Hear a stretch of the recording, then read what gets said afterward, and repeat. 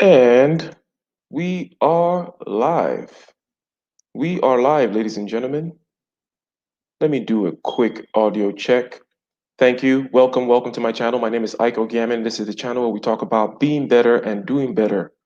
Being better and doing And better. Yes. It seems like the audio is all well and good. The audio is all well and good. How are the visuals here, ladies and gentlemen?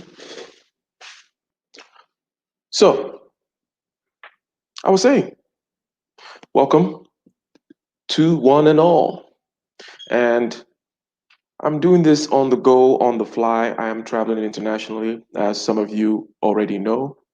If you're new to the channel, this is where we talk about being better and doing better with an emphasis on doing, emphasis on taking action, emphasis on taking risks.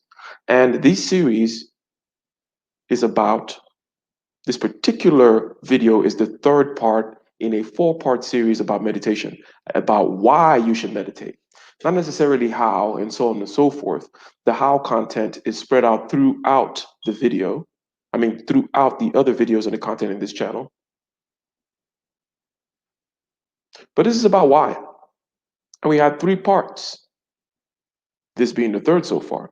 There's going to be a last part as well, which is going to be called Space for Freedom. So part one was concentration. Part two was equanimity. Part three is sensory clarity. And then we're going to be talking about part four, which is Space for Freedom, in about a week or so. But that will be the next part on this particular one. So if you guys hear me okay, if you guys hear me okay in the chat, shout out to Layla, shout out to Young Grump. If you guys hear me okay in the chat, which I'm assuming you do, but let me get a one. Let me get a one to make sure that things are all to the good. So as usual in our live streams, we go ahead and do a short preamble, introduce the topic, introduce the concept, and then play our theme song, Soul Rising Song, Battle Within, written and performed by yours truly. I'm going to leave links for the SoundCloud and the Amazon Music, the Spotify, so on and so forth, so that you guys can support the music content, okay? I see ones in the chat. Thank you very much. And let me go ahead and apologize up front that since I do not have my usual setup, since I'm on the road, actually in Ghana right now, since I'm on the road, I may be a little behind with regards to reading the chats and so on and so forth. But we're going to be building it as we fly it. Shout out to Kevin Samuels. So today is part three on a four-part series about why you should meditate. Part one was about concentration. Part two is about equanimity. Part three is about sensory clarity. Sensory clarity. These three things, concentration, equanimity, and sensory clarity, are three parts, so three stools of three legs on a stool, if you will. They form these three aspects of self-reinforcing attributes. They snowball with each other. The more you concentrate, the more relaxed you are. The more relaxed you are, the more you concentrate. The more sensory clarity you have, the more you can concentrate. The more sensory clarity you have, the more you can relax. So these things mutually reinforce each other. And just doing a quick kind of overview, looking from above, and talking about the fact that what we are trying to do is mastery of subjective consciousness, which we break down into feeling in the body, image, and talk in the head. So you got feeling in the body, you have image and talk in the head, and this forms the entirety of your experience, your whole subjective consciousness, everything that ever happens to you, everything that you will ever experience, the entirety of your user interface in this mortal coil is feeling in the body, which can be internal sensations, which we call emotions and intuitions and stuff like that, or external perceptions, our five senses. That's just feeling in the body. And then we have image and talk in the head, the realm of dreams, the realm of thoughts. That is the operating system. That is the entirety of your subjective consciousness. How do we gain mastery of this? Some of the tools we need are concentration, equanimity, and sensory clarity. Meditation allows you to exercise and master the use of these particular attributes, these particular capacities, so that you can gain mastery of yourself, because mastery of yourself is intrinsically valuable. Okay? So, as more and more people come into the chat, let's go ahead and play our theme song, Battle Within. Okay? Play our theme song, allow more people to come in, and then we're going to dive right into the content, talking about equanimity. I may do another, let's say, quick preamble after the song is played, talking about what we talked about in the other two videos. If you have not seen the other two videos, part one, which is concentration, part two, which is equanimity, I suggest that you catch up on those later. These videos are meant to be freestanding, but they're all linked and intertwined. And concentration was number one for a particular reason, because it is the most intuitive, it is the most visceral, easiest to understand. And then we went to equanimity, which is about relaxation, which is about flowing with the internal and the external environment. It's like floating in water, not fighting things. But for now, let's enjoy the theme song, and we'll be right back.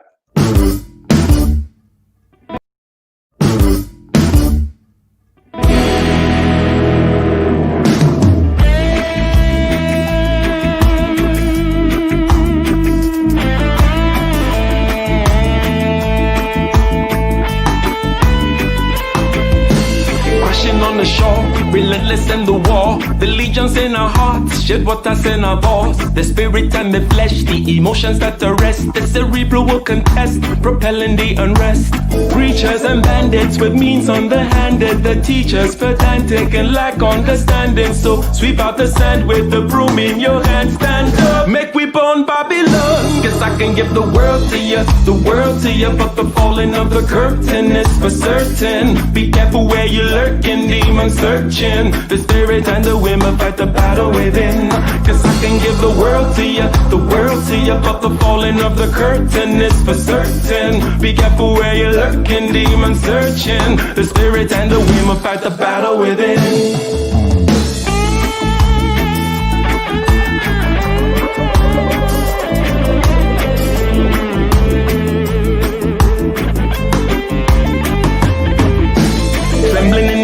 With the semblance of a blaze, with gratitude and rage, we touch another page with delirious delight, impervious to light. This vitality and might encourages the flight. Preachers and bandits with means underhanded, the teachers pedantic and lack understanding. So sweep out the sand with the broom in your hand, stand up, make we burn Babylon. Guess I can give the world to you, but the falling of the curtain is for certain. Be careful where you're lurking, demon searching. The spirit and the women fight the battle within. Guess I can give the world to you, but the falling of the curtain is for certain. Be careful where you're lurking, demon searching. The spirit and the women fight the battle within.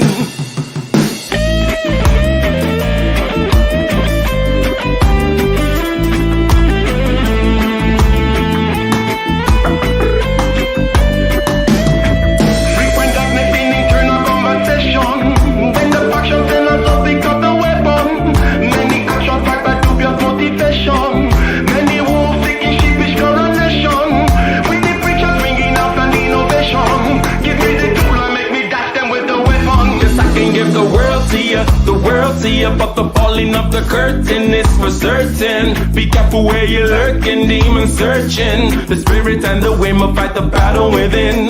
Cause I can give the world to you, but the falling of the curtain is for certain. Be careful where you're lurking, demon searching. The spirit and the women fight the battle within. Excellent. All right. Another bit of sound checking where I take off this stuff and see the bubble. I see the bubble around my head, therefore the sound is going. Shout out to everybody joining the chat. Shout out to Princess X in the house. Shout out in the house. All right. Shout out to Layla. Mr. Man in action. Shout out to one and all in the chat. Today, we're going to get right into it. We're going to get right into it. Shout out to Bria C, Chaos Rain, Layla again, Young Grump. We're going to get right into it. This is the third part in a four-part series about why. Why? Why should I meditate?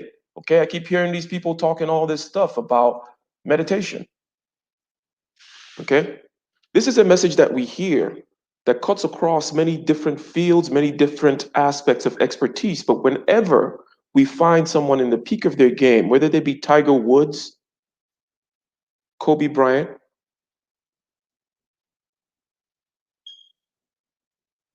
Joe Rogan, Mike Tyson, whoever they are, there's a common theme we tend to hear.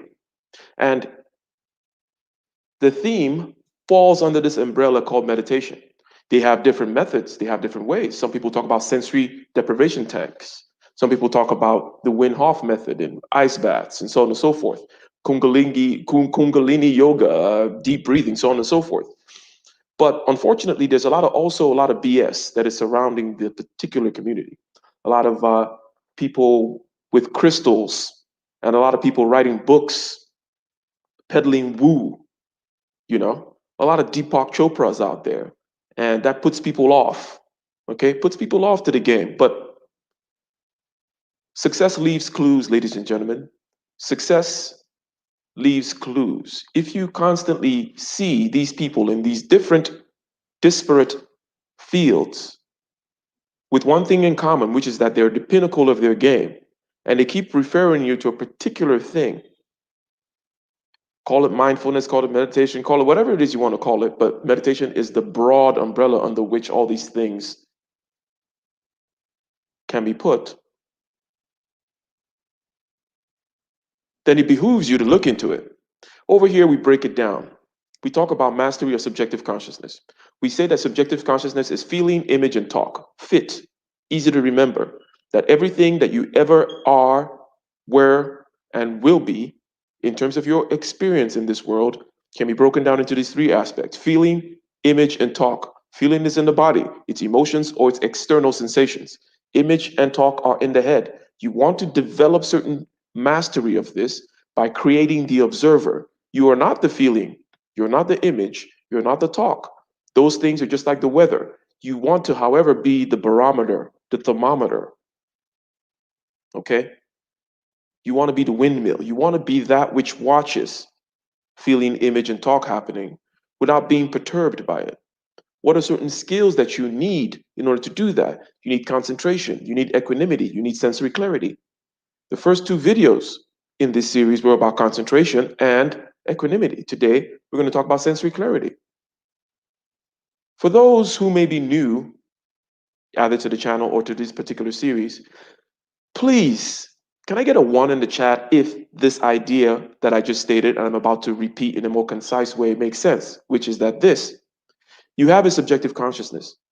You can break it down into 1,000 parts, if you will, but there are 3 parts that are fairly independent with which we can grasp a hold of it conceptually. We have feeling, which is in the body. It's emotions, which are internal sensations, or we have external sensations. These two internal and external sensations obviously play with each other. And then we have image in the head and we have talk in the head. Feeling, image, and talk.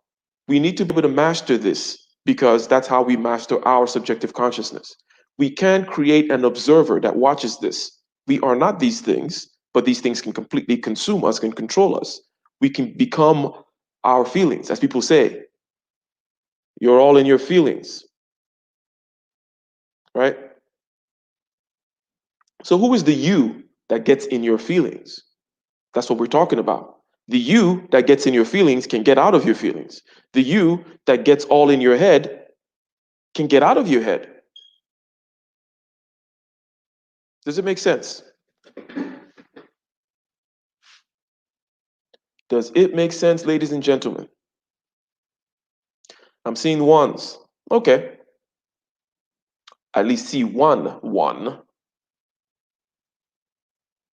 So shout out to Layla.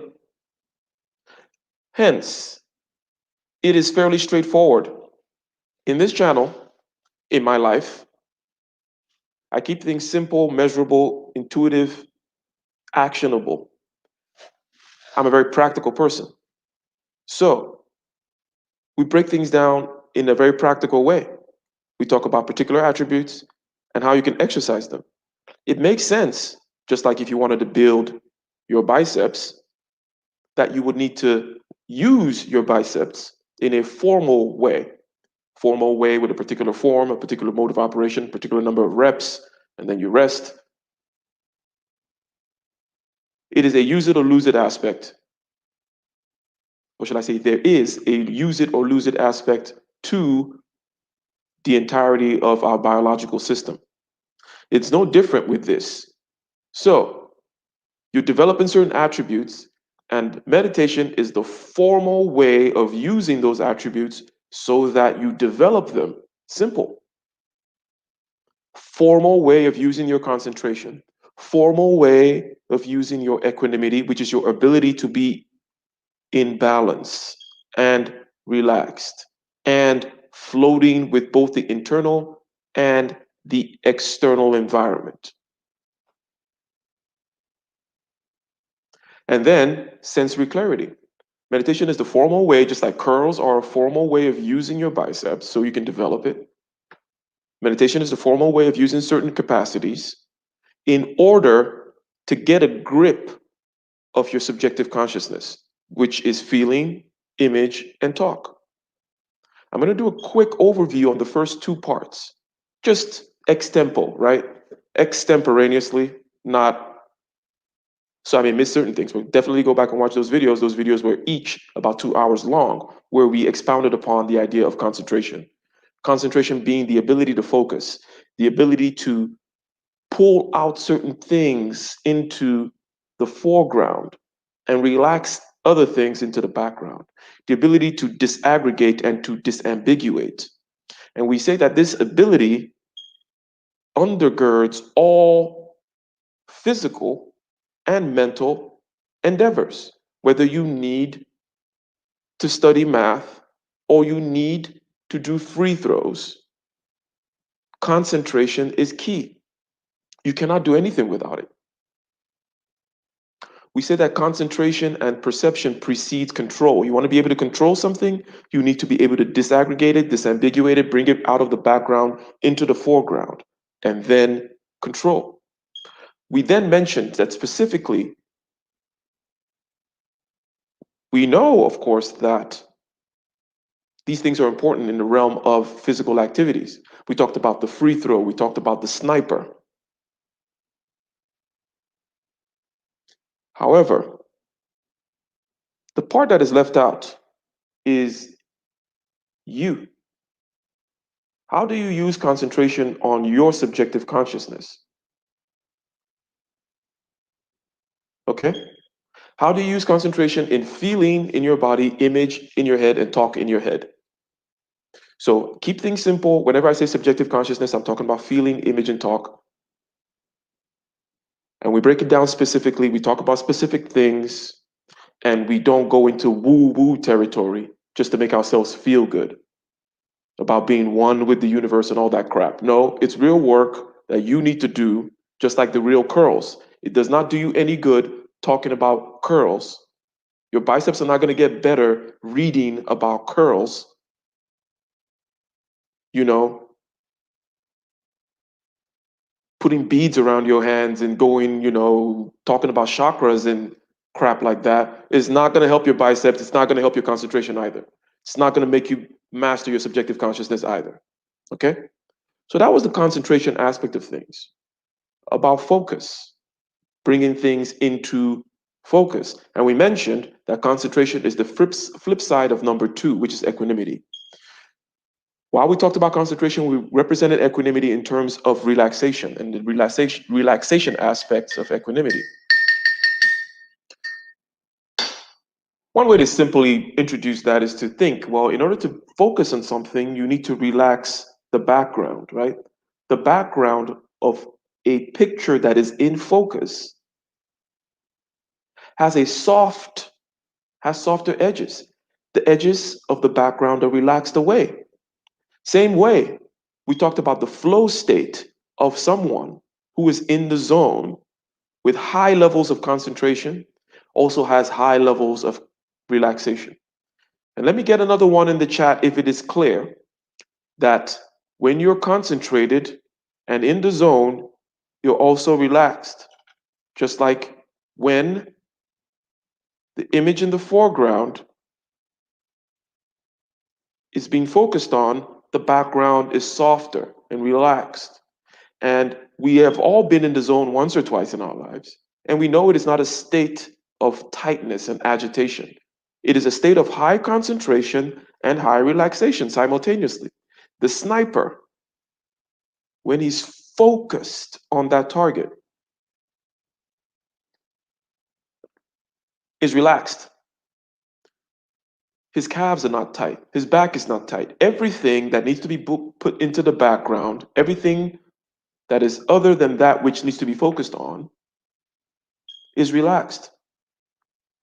So that's just a way of saying that concentration and relaxation, which we expounded upon later to call equanimity, are two sides of the same coin. And apologies again, since I only have my laptop here, I'm going to be flipping back and forth, checking out this chat, this, that, and the other. Shout out to Nappy Chef. He says one, makes sense. Okay, so it makes sense that relaxation and concentration go hand in hand. And what we call flow state, what we call being in the zone, is indeed that state, being very focused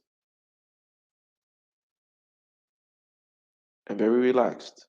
So, equanimity, which is the second part, which is the relaxation part, we said that there's one obvious particular benefit to this. And remember, this series is about why you should meditate.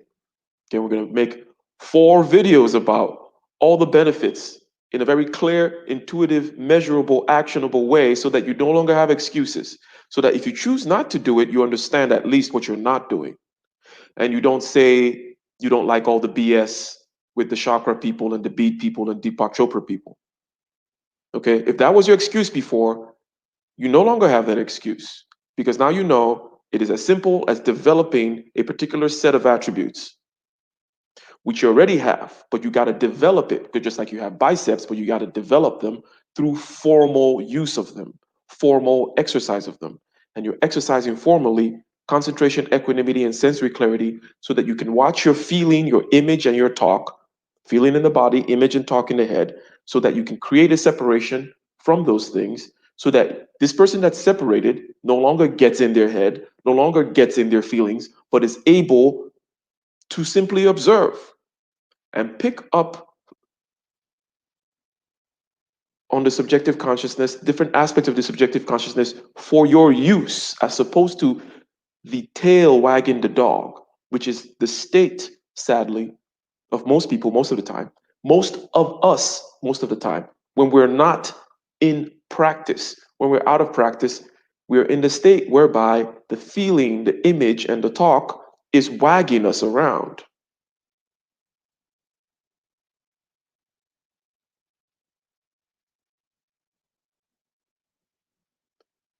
Equanimity, which was part 2, obviously has many good health effects. You don't want high blood pressure. You don't want cortisol flowing through your veins. You don't want to be, and let's just talk about some of the outward manifestations of the fact that you have cortisol flowing through your body and you're going to be having high blood pressure. You're clenching your jaw, you're gripping the steering wheel while you're driving, your back is stiff. You are not in a state of equanimity. You're not in a state of floating. We used floating as an example, as an image, as a visual for helping us to understand the state of equanimity, which is a state whereby you're not fighting the water. You cannot fight the water in order to float. You will sink, you will die. And that's what we're doing all the time when we're doing things like this and clenching our teeth and no, don't fight. Don't fight feeling, image, and talk. Flow with it. External sensations and perturbations and so on and so forth, and also the internal ones. You want to flow with it.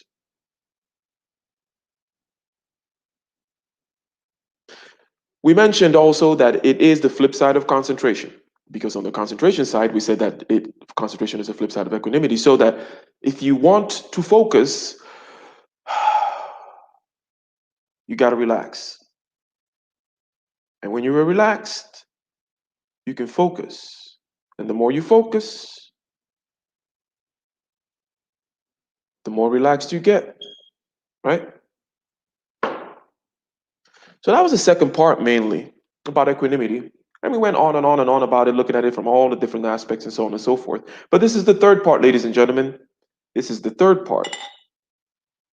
And this is about this is about sensory clarity. This is about sensory clarity. And I will be sharing my screen here. If I can get it right, I will be sharing something in order that we can. And let me see here. Is it too small? Is this fine? Can you guys read it if I have it in this level? Or do you guys need it to be larger? Let me know. 1 if it is fine, or 2 if it is not fine.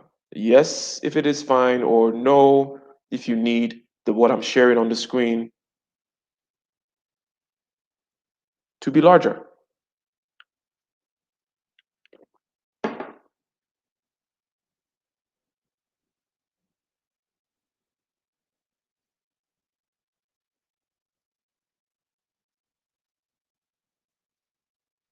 What do you say? What do you know? All right. Layla says it's fine. So we'll go with it. We'll go with it. Okay? So let's continue then. This is part 3, and this is about sensory clarity. What is sensory clarity? What are we talking about? Okay? It is not very complex. It is exactly what it sounds like. It is being clear, being coherent. Okay? In other words, not having vagueness with regards to sensations. And this is obviously important, right? It's not something that, let me take that back. I don't like saying things are obvious, otherwise, why am I spending time in the stream and we're over here having a conversation about obvious things? So, we know about clear perception versus unclear perception. However, the domain in which we are trying to exercise clarity of sensation is in the subjective experience, is on ourselves, is on feeling, image, and talk. That which we say is the entirety of our subjective experience, if you will, right? So, we know what it is to see clearly and not see clearly. But the same thing applies with our internal sensations and our internal images and our internal talk. Internal sensations are emotions and intuitions. You can see them clearly or you can see them poorly. We see them so poorly that we're quite used to seeing them poorly. This is the particular domain within which we're choosing to exercise, or within which meditation focuses on exercise, right? Because there are many, many other ways to focus on the external world, especially if you're someone that's raised in the West. We in the West are very good at focusing on the external world, using the external world, coming up with technology, coming up with systems for gaining power in the external world. However, there are other parts of the world where a, a large cohort of people tend to focus more on the internal world, which you and I know is there. It's not magic. We just talked about it. It's the feelings in your body, the image in your head, the talk in your head. And as a matter of fact, it's pretty darn important, as we know. You cannot ignore it. Oh, well, yeah, you can, but you're going to live a pretty shitty life. You can have all the power externally, but if you do not have the internal mastery, it's just shitty. Your subjective consciousness is shitty, then all the objective things around you are going to be shitty. Pardon the cursing. So, what I was saying is that clarity, right, is inherently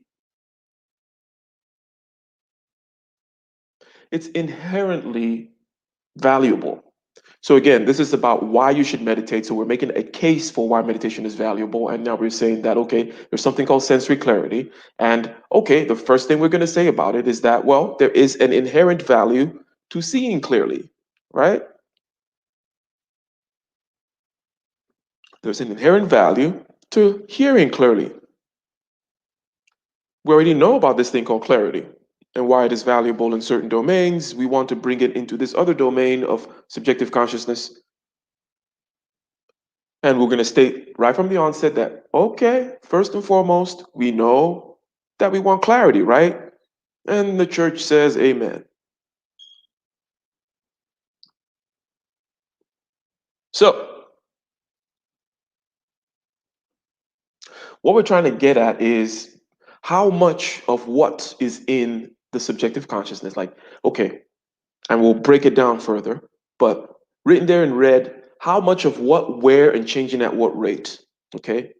So when you say you are angry, okay, and you just say, well, I feel bad, okay, I woke up on the wrong side of the bed.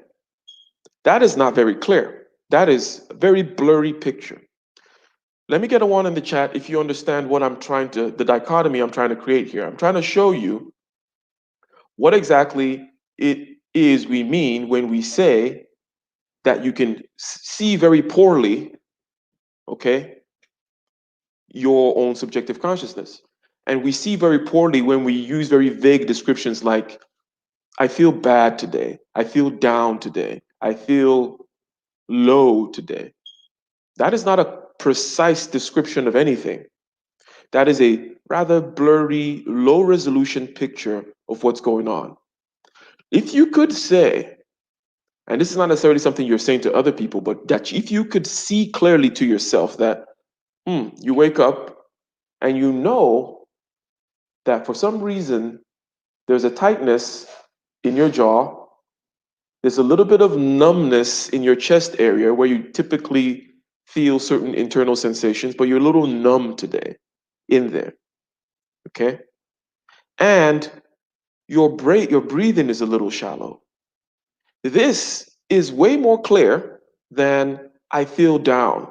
But trust me, whatever these things you call feeling down, feeling low, waking up on the wrong side of the bed, so on and so forth, they can be broken down into how much of what, where, and changing at what rate within the trifecta of feeling, image, and talk. Because again, nothing happens to you that cannot be described in terms of feeling, image, and talk. We've become quite used to being able to describe the external environment, understand the external environment, get clarity about the external environment, get a grip on the external environment, but we have no clue about the internal environment. So we describe our states in very vague ways. Feeling, image, and talk is a good way to start to break it down. You woke up on the wrong side of the bed.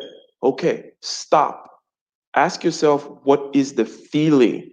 It is in your body, it's not in the sky. It is in your body, it is not in the sky. There is a feeling that you can look at.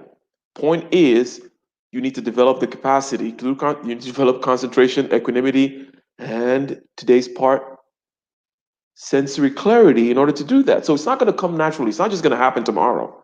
Because if you already had that capacity, you would already be doing that.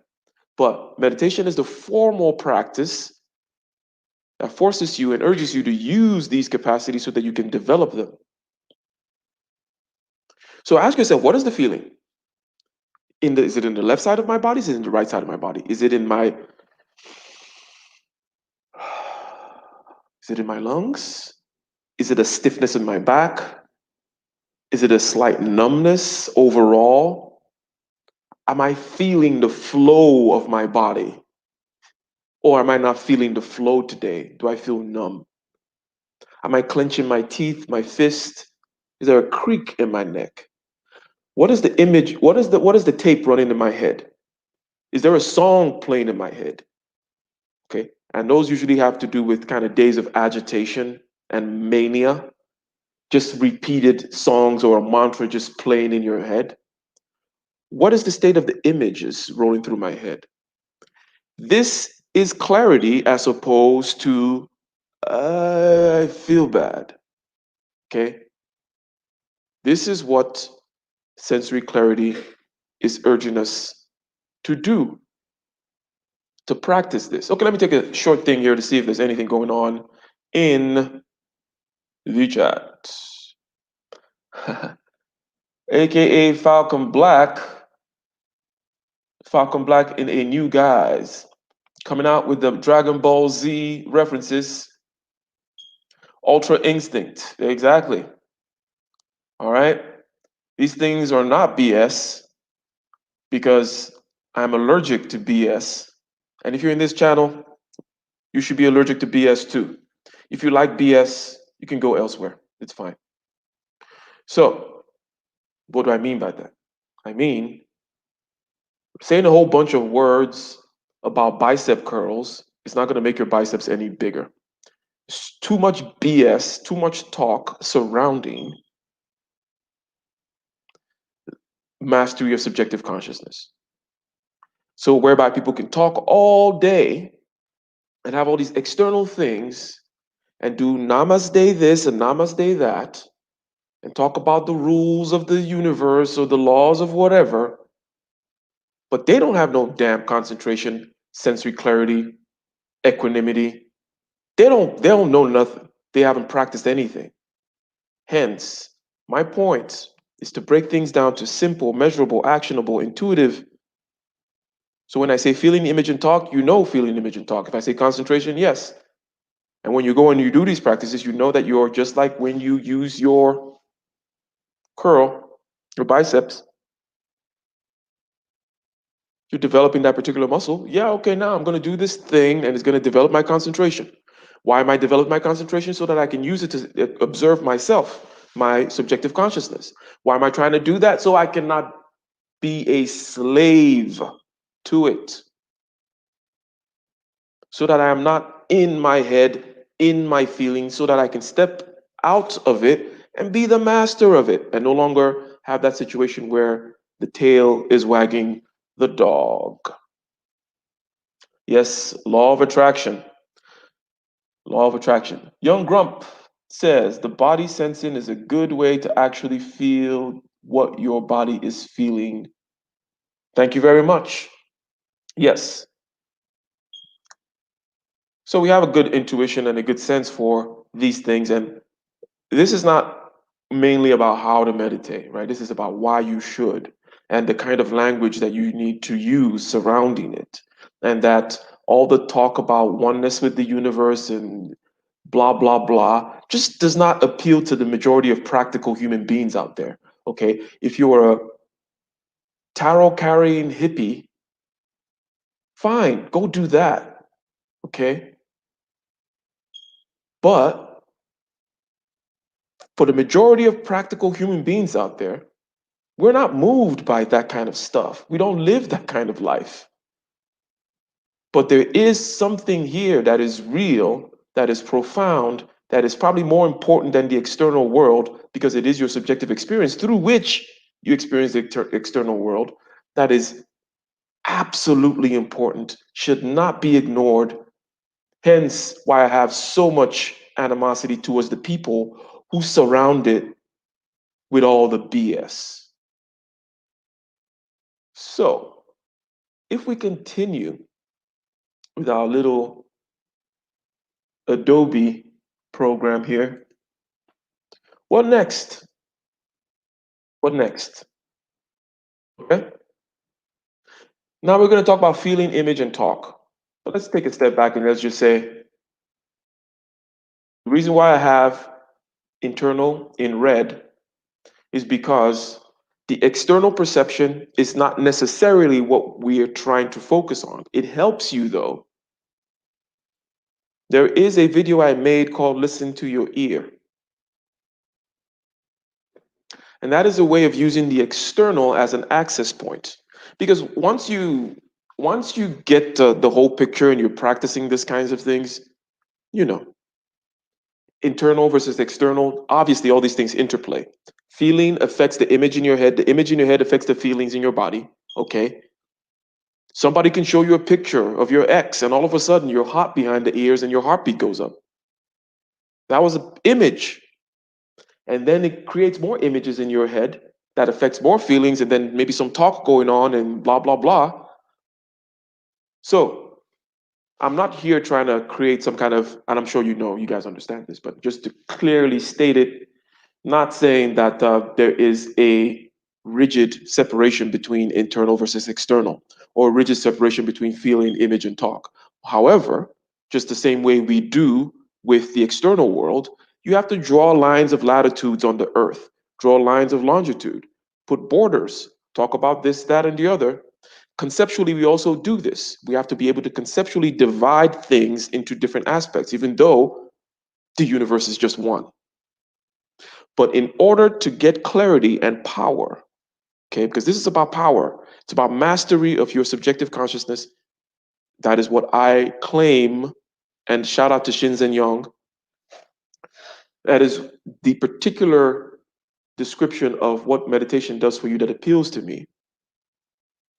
Okay, so in order to have this power, we need to be able to do the same thing that we do with the external world in the internal world, which is disambiguate, disaggregate, use precise language so that we can talk about how much of how much of what and where, and changing at what rate. Okay. The changing at what rate aspects, I don't want to dwell too much on, but there is a frequency to things in life. In other words, sound is a frequency. It's a tap, tap, tap, tap, tap, tap, tapping on your eardrum. It's not just sound, it's sound, silence, sound, silence, sound, silence, right? Light, frequency, waves, blah, blah, blah, blah, blah. Same thing with feelings in your body. It tends to be a frequency with which they, frequency is just propagation of energy through medium, nothing crazy. Not okay. I'm not getting into the woo nonsense here about higher vibrations and higher frequencies and man. God, I just want to choke people who talk like that, Don't you just hate them? You gotta go into the good vibrations and the good positive energies and get the fuck out of here. Yes, yes, I am cussing today.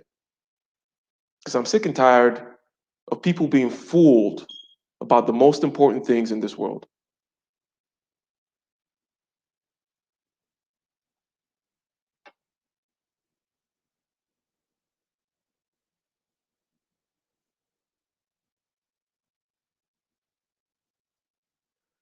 I put internal in red because that's the part that we're generally focusing on when we talk about meditation. Your ability to see, there are five senses, right? See, touch, smell, taste, hear.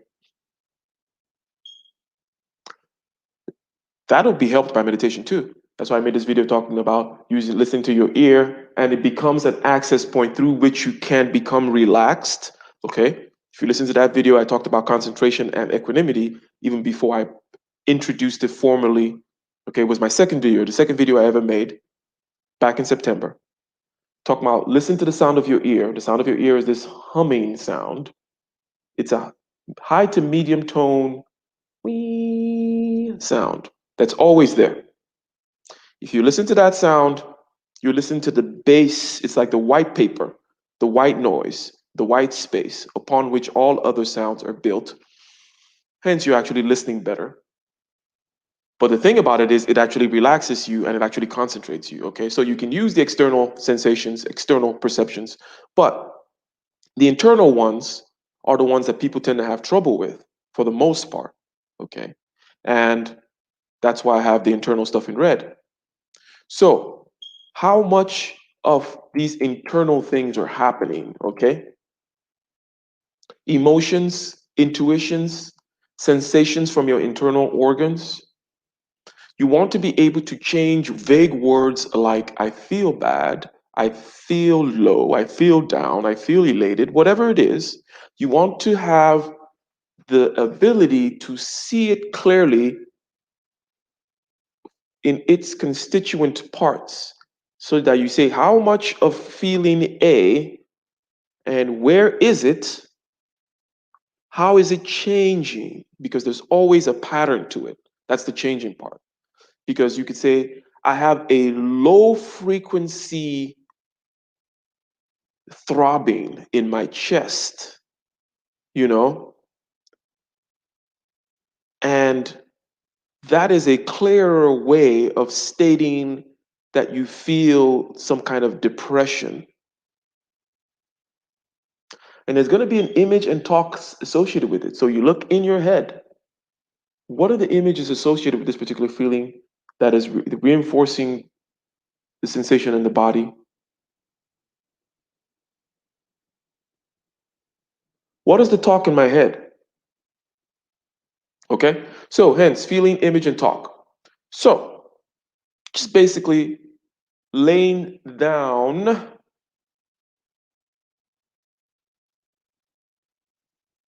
what sensory clarity is. Sensory clarity, pretty clear what it is, right? Being clear. We want to be able to disaggregate, disambiguate, and be able to see clearly what we're talking about in feeling, image, and talk with an emphasis on the internal aspects because the external aspects will come along for the ride. Plus, there are many ways of gaining better acuity in other external perceptions.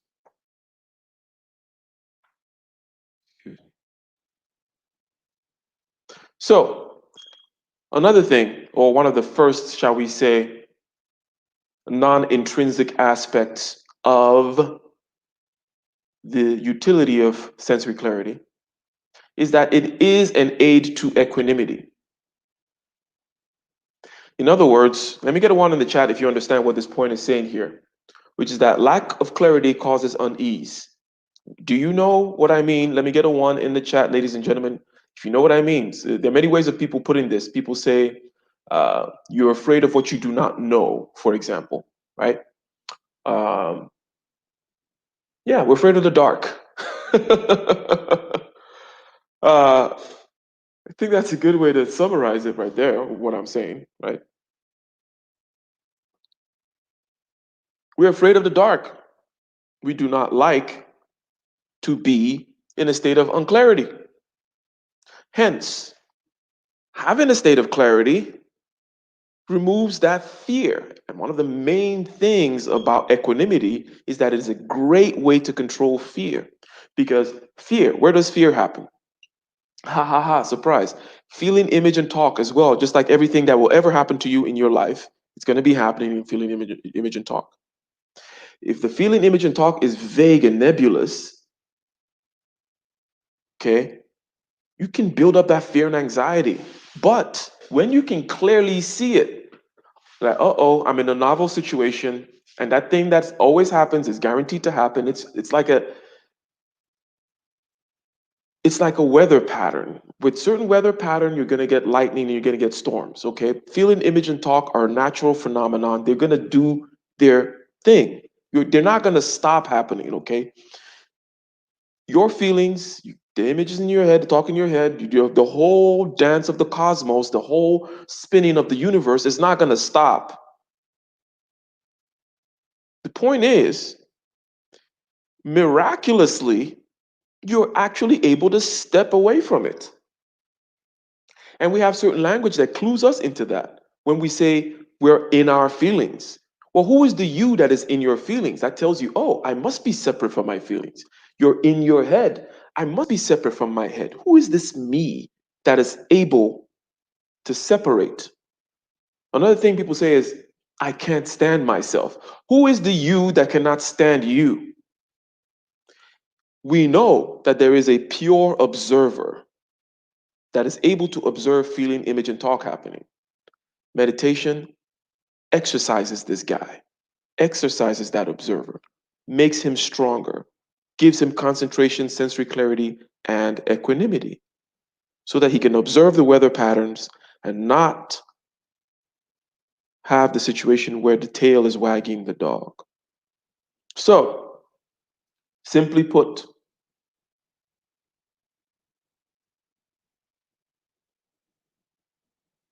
we don't want to be in a state of unease. We can remove this state of unease by having some clarity. Okay? Pa pa pa. Wayman Brown. You can tell when something is out of harmony. Yes. And when you want to be able to see clearly, oh, it is my the left ears, behind the left ear is getting hot again. This always happens when there's this kind of a situation, right? And when it becomes that clear, there's no reason to be afraid of it, right? There's no reason to be afraid of it because it is not just, oh my God, what's going on? I'm going to clench my teeth now. Because these things can be very easily reinforced. That's what tends to happen. Okay. Oh my God, I'm clenching my fist. Once you notice you're clenching your fist, yeah, you could stop clenching your fist. But what tends to happen is people clench more and cower more, and then the cycle continues. Okay? The feeling, image, talk cycle continues. The feeling in your body puts talk in your head. The talk in your head scares you, puts more feeling in your body. Boom, boom, boom, boom, boom. Next thing you know, you shot somebody in a parking lot.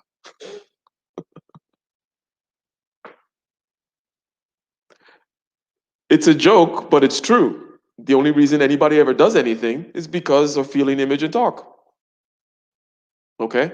That's where the entirety of your subjective consciousness happens. Everything you ever were, ever will be, is there. Hence, the ability to be able to clearly see which parts are in play, how much of what, where, changing at what rate. Okay? So, I said that lack of clarity causes unease. Yes, we are scared of the dark. Okay? We can flow with emotions and internal sensations once we can clearly see the parts. And just like the last commenter said, we can see when things are out of harmony. And just like seeing the waves or sensing the waves in the water and not fighting them, not fighting the water when you're floating, then you simply just go with the water. Because if you fight the water, you're going to lose. If you fight feeling, image, and talk, you're going to lose. You cannot fight the universe, ladies and gentlemen, because you are the universe, even that conscious part of you which can observe. Okay? It simply needs to go with the flow.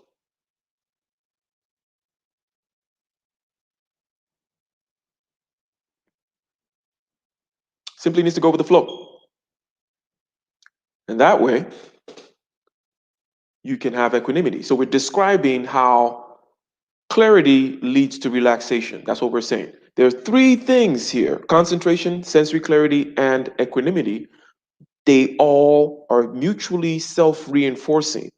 Just like feeling, image, and talk, which is the observable subjective experience, observable by you, is mutually self-reinforcing. They all interplay, play with each other. Same thing with sensory clarity, equanimity, and concentration. They all play with each other. You get clarity, you get relaxed. You get relaxed, you get concentrated. You get concentrated, you get relaxed. You get clarity, you concentrate, you get clarity. So there are various access points. You're going to have three things to choose from at any time. You can choose to relax so that then you can become concentrated so that you can get sensory clarity. You can choose to concentrate so that you can get relaxed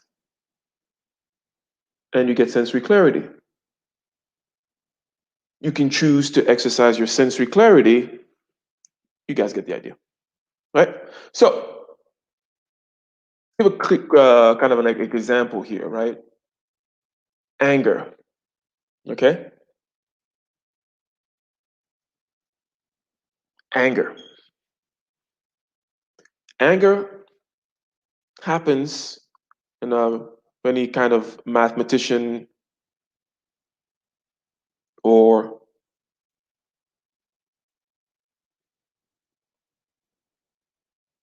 scientifically minded person. We know about, vector space, or so let me put it this way. Feeling, image, talk space is the space of our subjective consciousness. These are the parameters, and then we can break them into other subparameters. But everything that happens is an arrangement of feeling, image, and talk. So anger is going to be some kind of an arrangement of feeling, image, and talk, a particular arrangement. Okay. So yes, as it states there, if you can clearly see anger coming on, you can see it from a mile away. If you can clearly see, look, when you are in practice, you can tell just by when you wake up in the morning if you're likely to yell at somebody that day. The funny joke is, it doesn't necessarily mean you will not yell at somebody that day. Okay? We can't be all too serious about this stuff in the sense that, oh, we're going to become saints. No, that's not going to happen either. All right. If you think, oh, you're going to start meditating and you're going to be floating in the clouds, you're not going to be human anymore. No, that's not going to happen. You're just going to watch yourself do the dumb stuff that you do. You're going to see it coming, but you're still going to fall for it sometimes, right? Is what I'm saying. You're not going to fall for it as hard. You're not going to fall for it as often. And you're not going to linger in certain states as long. But you're going to be able to wake up that day and you're going to be like, ugh, I need to watch it today. I'm liable to cuss out some people at work today. Why? Because you know that when you have a certain feeling of numbness, maybe it's in the back of your neck, you know what that means. You know that you're going to be angry. And okay, so, and this video, I just want to mention here tangentially that I had a video talking about energy management, my pyramid method, okay? The good thing about this is now you can take compensatory action. When you wake up that morning and you're feeling that way, now you can be like, okay, the baseline, everybody knows everyone who's seen that video before knows what my baseline is. Okay, the baseline is hydration, by the way. I worship at the church of hydration. Why? Because you're water, I'm water. Let's not be idiots about it. Okay?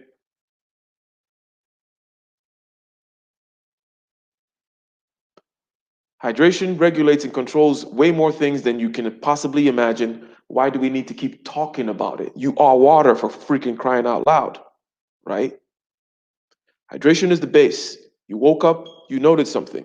First, check your state of hydration. It is likely that it is off. Go watch that pyramid video. Second state is, certain bodily exercises. Like you need to exert yourself, okay, and you need to shake it off, right? We all know that when we go out for a long run, we come back, we no longer want to choke people out anymore, right? We're not trying to choke people out anymore. We went for a run. We're cool now. So, this part here of this particular talk is very important. And let me switch over here, see what you guys are saying in the chat. Thanks for dropping the links. Thank you for dropping the links. Shout out to everyone in the chat. You guys are excellent. You guys are very excellent and very supportive. Yes, yes, yes, James Sandman. You know when the fire is stirring.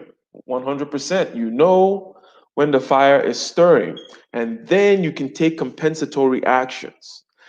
They might still be a fire outbreak, but it's quite likely that it's a smaller one that would have happened if you did not see it. So The compensatory actions are real life things because we don't bullshit over here. Okay. Real life things like picking up some water and start hydrating. Okay. And in the video about the pyramid method, I talked about how long it takes to actually hydrate. It takes about 2 hours. So you don't just drink one glass of water and think it's okay, you're done. No, you drink that one glass, you fill up the other glass, take it with you. And you keep on drinking water for 2 hours until you start peeing clear. And then you keep drinking. Make sure your urine is clear all day. Your urine is clear, you're less likely to act a fool. Okay? It's not magic, you're water. Okay? So stop all the reading about this and the thinking about that. You're going to follow this guru and read this book, but meanwhile, you're dehydrated all day.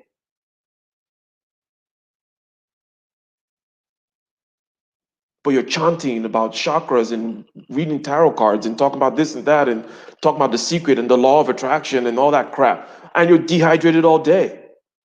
Come on. So you can take compensatory actions when you see the storm brewing.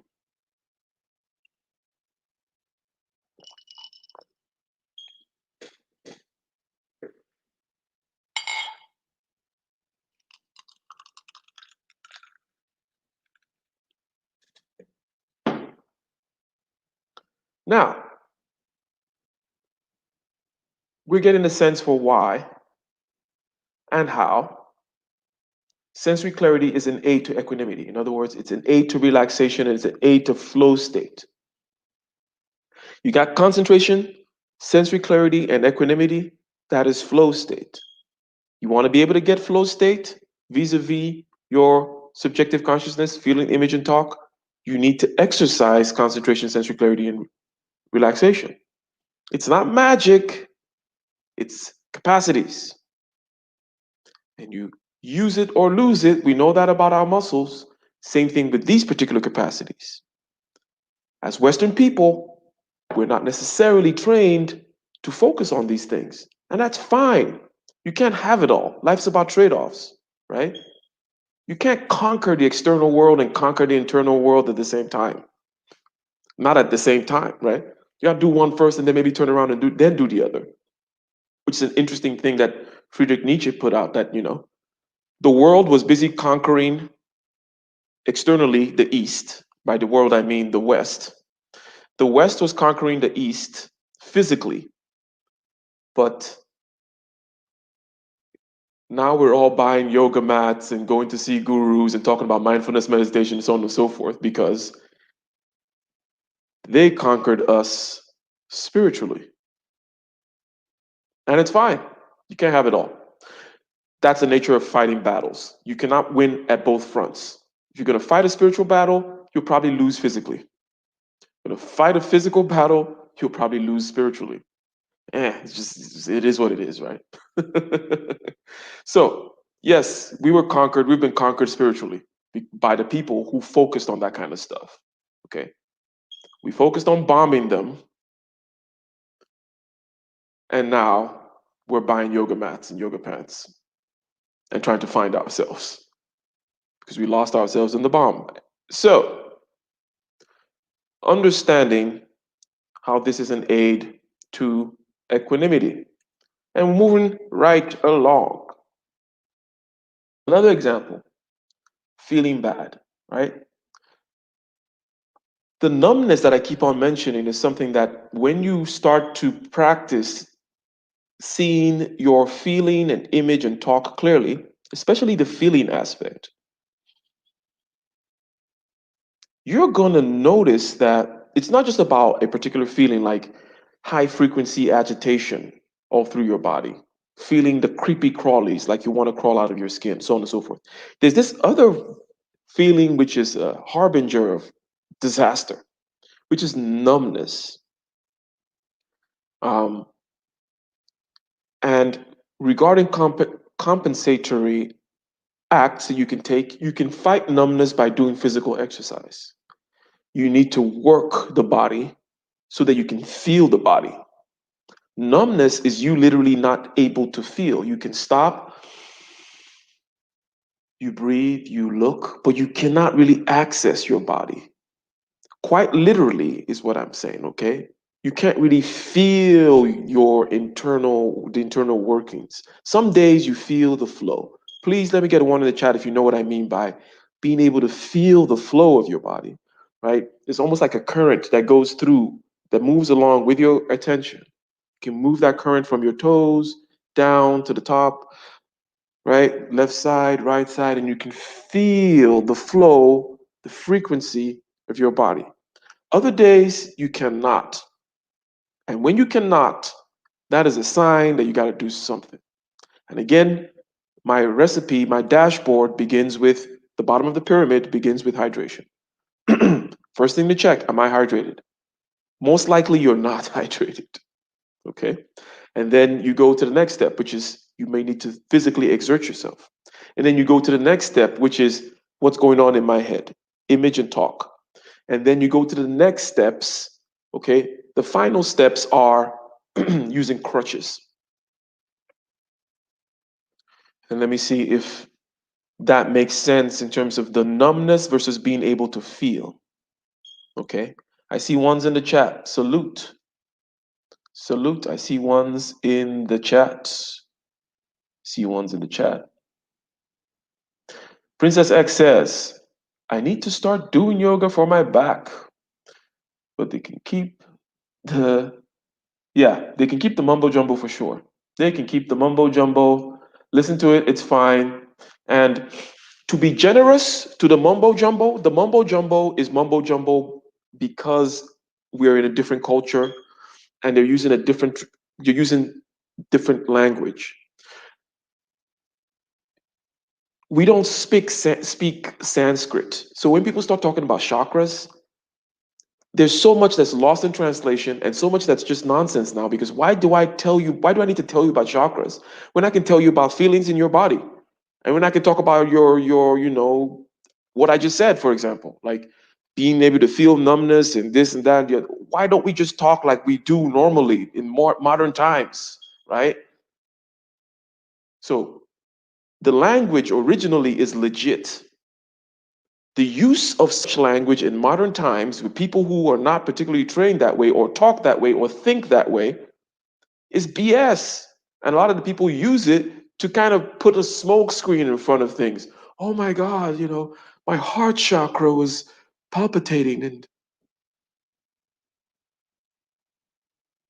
no, we don't talk that way. We use modern scientific language these days. One is not better than the other, but you're not in ancient India. So you talk the way you talk. Just talk normally. Yes, concentration, sensory clarity, equanimity, feeling, image, talk, hydration, talk that kind of talk.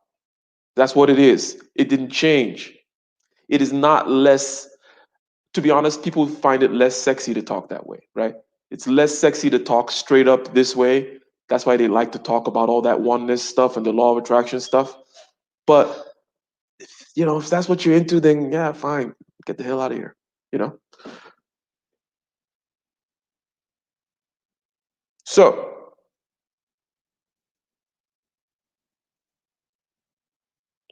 the numbness is key. The numbness is key. And you can take compensatory actions in order to calibrate yourself back to a state of equanimity. This is what this particular page is telling us. Again, why should you meditate? It gives you three things. Well, there's four things. The fourth one will be, I'll do a fourth video in about a week. That's called Space for Freedom. And this third thing is sensory clarity. Well, sensory clarity is intrinsically valuable. You want to be able to see things that, we want to be able to clearly define and clearly see. It's intrinsically valuable. And also, it is an aid to equanimity. What else do we have? Okay.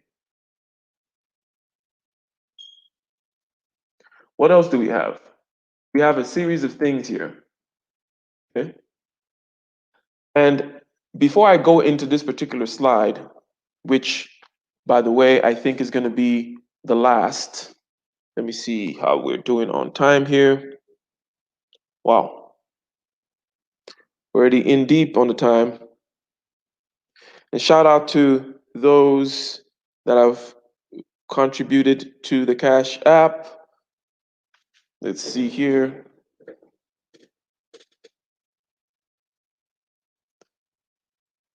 Shout out to Kerrigan, sent $5. Much appreciated, much appreciated, much appreciated. So, I'm going to give a quick overview about what I'm getting at with this last set of words here. And that is about conceptualization, being able to form concepts. And I say that, first of all, well, let me just give a brief kind of overview, philosophically speaking.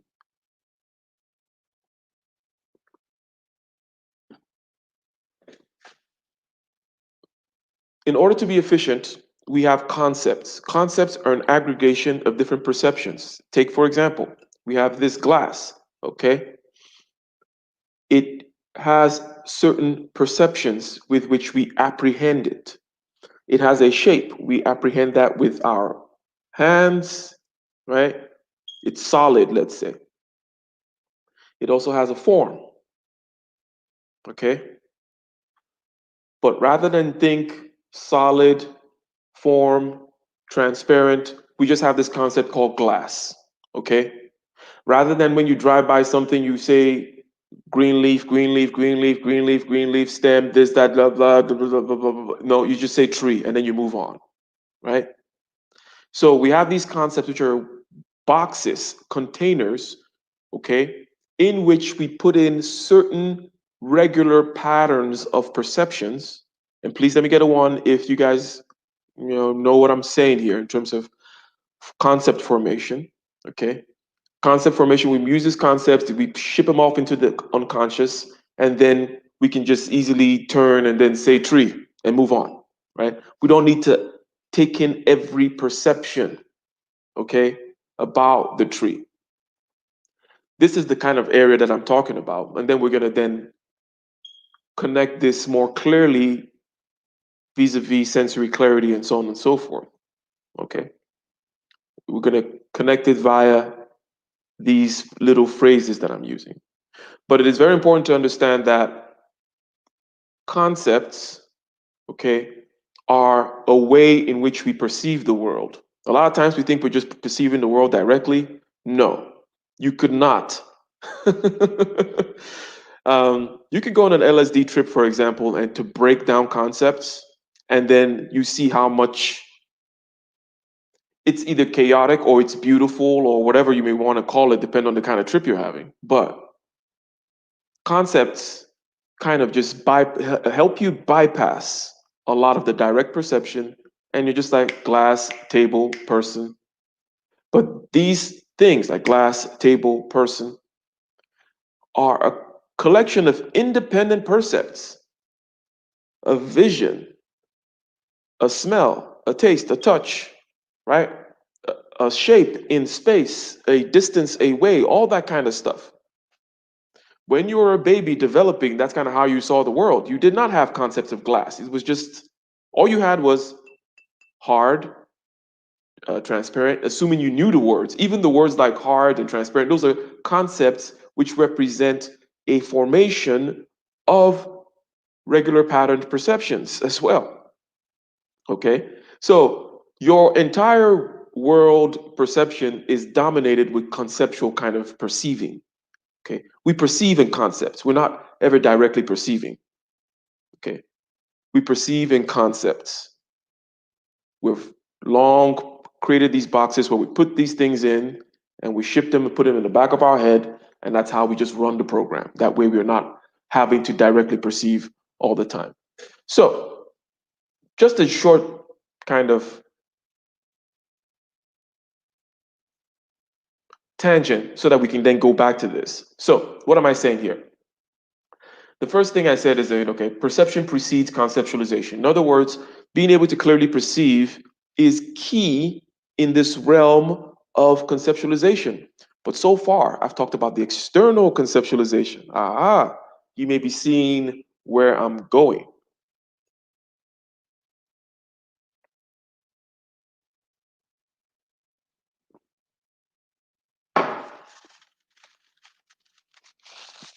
But what are your internal concepts?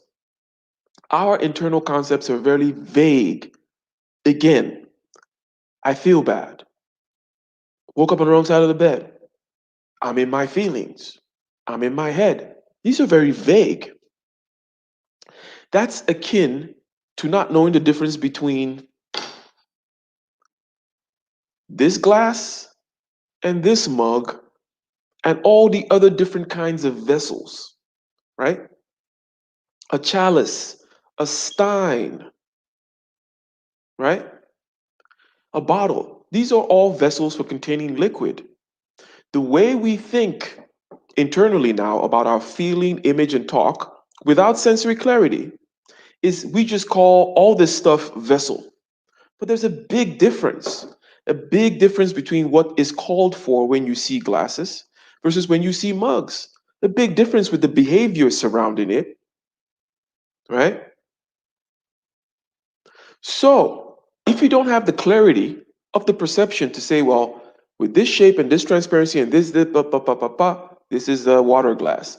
And then with this is mug. Over there, that's a chalice. Over there, that's a stein. Over there, that's a bottle. But so we're good with doing, conceptualization in of the external environment using our senses. But how about the internal environment? In internal environment, we're very dumb unless we start to practice. In internal environment, we just call everything a container. My contention here is that just as there are many, many, many kinds of containers, there are many, many, many kinds of feel bad. Let me get a 1 in the chat if that particular statement which I just made in an attempt to encapsulate what I'm getting at here makes sense. I'm saying that just as there are many, many, many different kinds of containers, okay, there are many, many, many different kinds of feel bad. And until you have the sensory clarity to be able to perceive all the different formations of feel bad and then form concepts of the different kinds of feel bad, you're going to be lost in a dumb world vis-a-vis your perception of your internal environment being feeling, image, and talk. The internal environment, your subjective consciousness, that which we wish to gain mastery of. Let me get a 1 in the chat if that whole jumble of words makes sense. 111111111 says Layla. Princess X, shout out. Great, great, great. Yes, I like that. I like that because I often wonder if I'm fooling myself over here or not making any sense whatsoever. Layla's having an aha moment. Layla's having an aha moment. That's good. That's very good.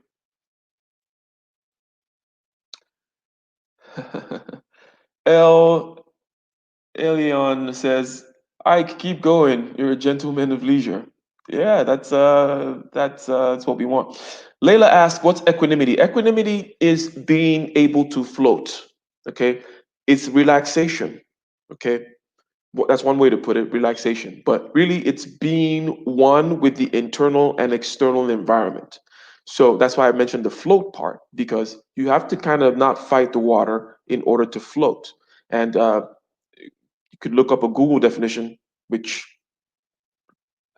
and we'll see what they say, but it is relaxation. It is not being perturbed. It is being at ease, regardless of what's going on internally and externally, being able to dance and flow with it. That's what equanimity is. Let me know if that makes sense.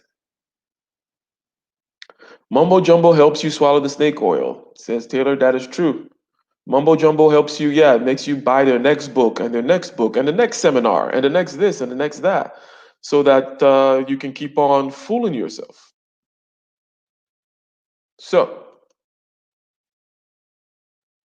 ladies and gentlemen, let's now break down this last page that we have, and then we'll do a quick kind of overview. But at this point, At this point, I would also want to just drop, in case anyone wants to join, right? I know some of you are having aha moment. Some of you may have questions and so on and so forth. So moderators, that's the link. You can hop on as we close out here, and then we can extend it. It's an open panel, always open house here, so that I'm not just here blowing smoke up my ass. So the last.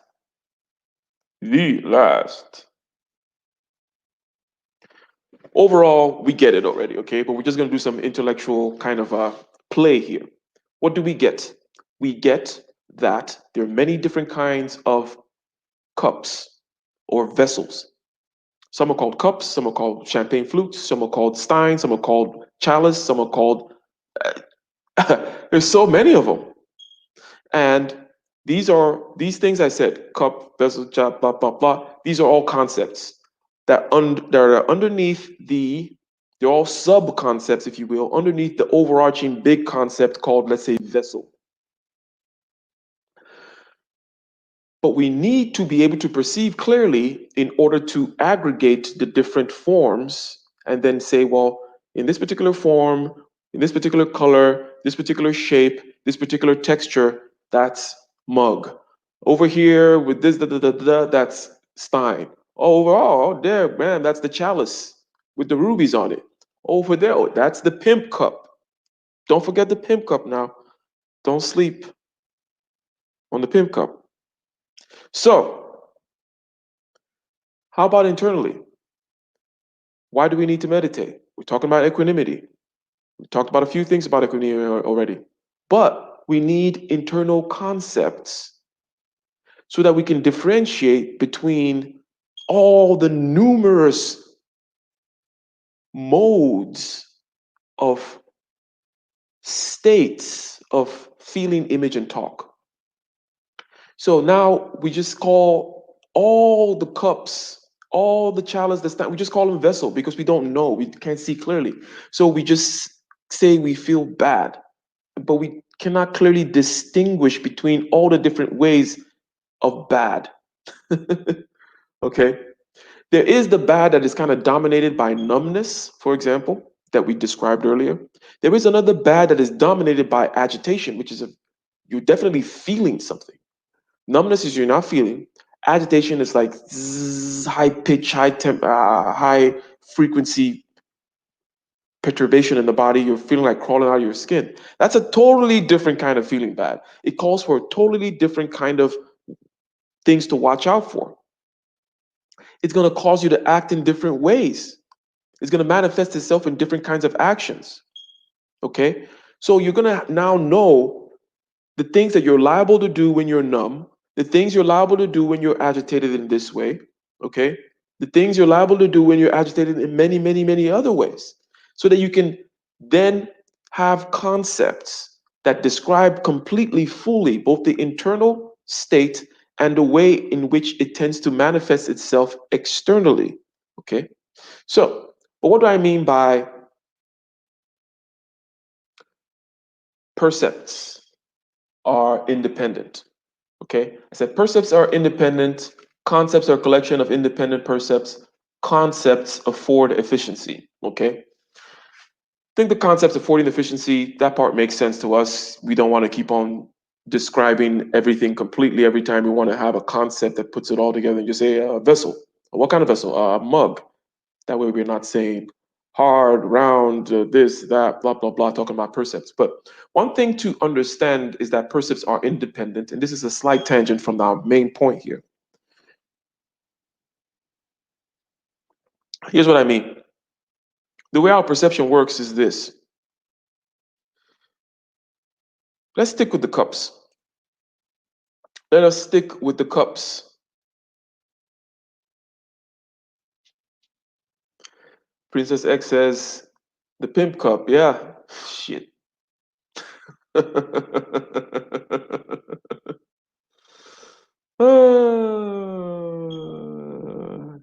Can't sleep on that pimp cup. So, here's what I mean by percepts are independent. There's a perception of hardness, let's say, if I touch this cup, and it also has a color. Does the hardness have anything to do with the color? After all, I have some other hard thing here, which is transparent, right?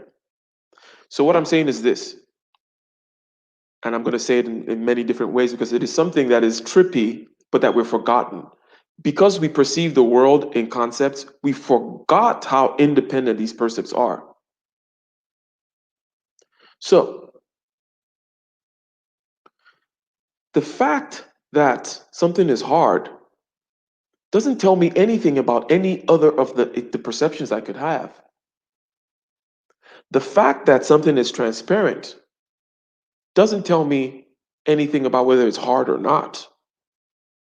It doesn't even tell me whether it's real or not. I could have transparent things in my imagination that don't exist, they have no hardness. I could have hard things that are blue, green, transparent, so on and so forth. In other words, each individual percept is independent of the other. Okay? And getting into certain states, whether you use psychedelic drugs to get there or you do some deep breathing yoga and so on and so forth to get there, you're going to be able to see the independence of these percepts, whereby you're like, huh,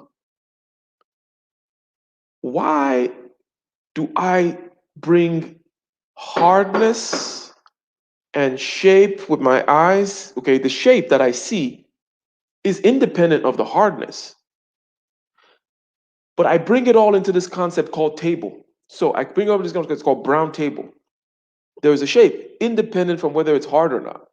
There is a color which is independent from whether it has a shape or not, right? But what holds it together, why it's not just something, some like, oh, hard floating and color floating out there and shape floating out there, is the concept called table. Conceptualization is why we don't go insane with all these different perceptions that we have, because the perceptions are indeed independent. What keeps it together is the fact that you have this concept called cup. Otherwise, you would not know what the hell this thing is. Hard would just be an independent, color is just another independent thing, shape is just another independent thing, but what holds it all together? What gives it its thingness, its thinghood, its suchness? What makes it real is something that you bring to the table, and it's the concept cup. Now, I mentioned that this was a tangent because it is a tangent. It's just kind of going into a certain kind of metaphysical and epistemological, philosophical stuff about how we perceive things. And that it is quite likely that as babies, I think that they've done psychological experiments to demonstrate this, that a baby just perceives hard and perceives color and perceives shape, but does not put it all together, does not have the thing called thinghood or thingness that says, oh, hardness and the shape and the color must come together and it must be something that I call a cup. No, that thing is something that you bring to the table. All that the external perception is doing is just saying hard, shape, blah, blah, blah. You say it's a cup. You are the one that brings the cup into life by you bringing it all together. Okay, okay, okay. That was me just having fun. All right. I couldn't help myself. But this is not a talk about Hegelian, the the phenomenology of spirit. This is not a talk about phenomenology. Phenomenology, by the way, is phenomena, the study of phenomenon, how we actually perceive the world, how things are, what is there, and how do we, for example, take these percepts, congregate them into concepts, blah blah blah. How do we create this separation between the objective and the subjective? All that fun stuff that I like to do in my leisure. But I just wanted to say that because it is related to what we're saying in the sense that clarity of these particular percepts is required for us to go into the internal world, into our subjective states, which is made up of feeling, image, and talk, in order to form concepts so that we can now have, rather than just floating hard color, shape, I don't know. So we can then bring it in and then have a concept, just like we have the concept of cup. We're gonna have to go in there and we need to form concepts of these things so that we can be efficient, so that we can quickly get it when we wake up in the morning that, oh, this is mug feeling, not pimp cup feeling, even though they're all vessels, right? And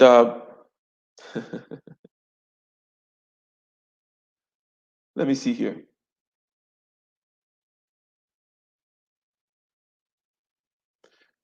Wayman Brown, I have some thoughts on the importance of controlling one's mind to bring order to their life, but I came on late and don't want to lose the focus on the topic. I'd like to tune in for now. Well, let's see who we got here. Let me see if the sound is working. Hello, can you say something?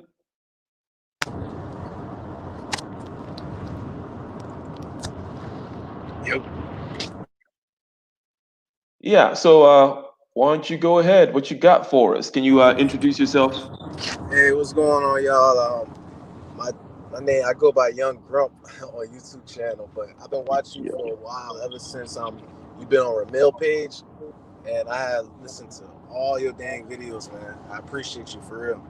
Oh, thank you. Thank you very much. Yeah, I had wanted to talk about this tool that we should be using in our life that you had just broke down, right? And Hmm.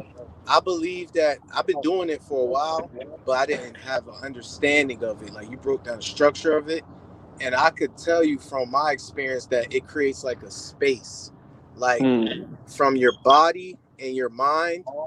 It creates like not no third world person. It just creates that awareness. So it's like you a little hovering above yourself. Like if you're upset, you could like see it. You don't be too in your head, kind of. If you get what I'm saying.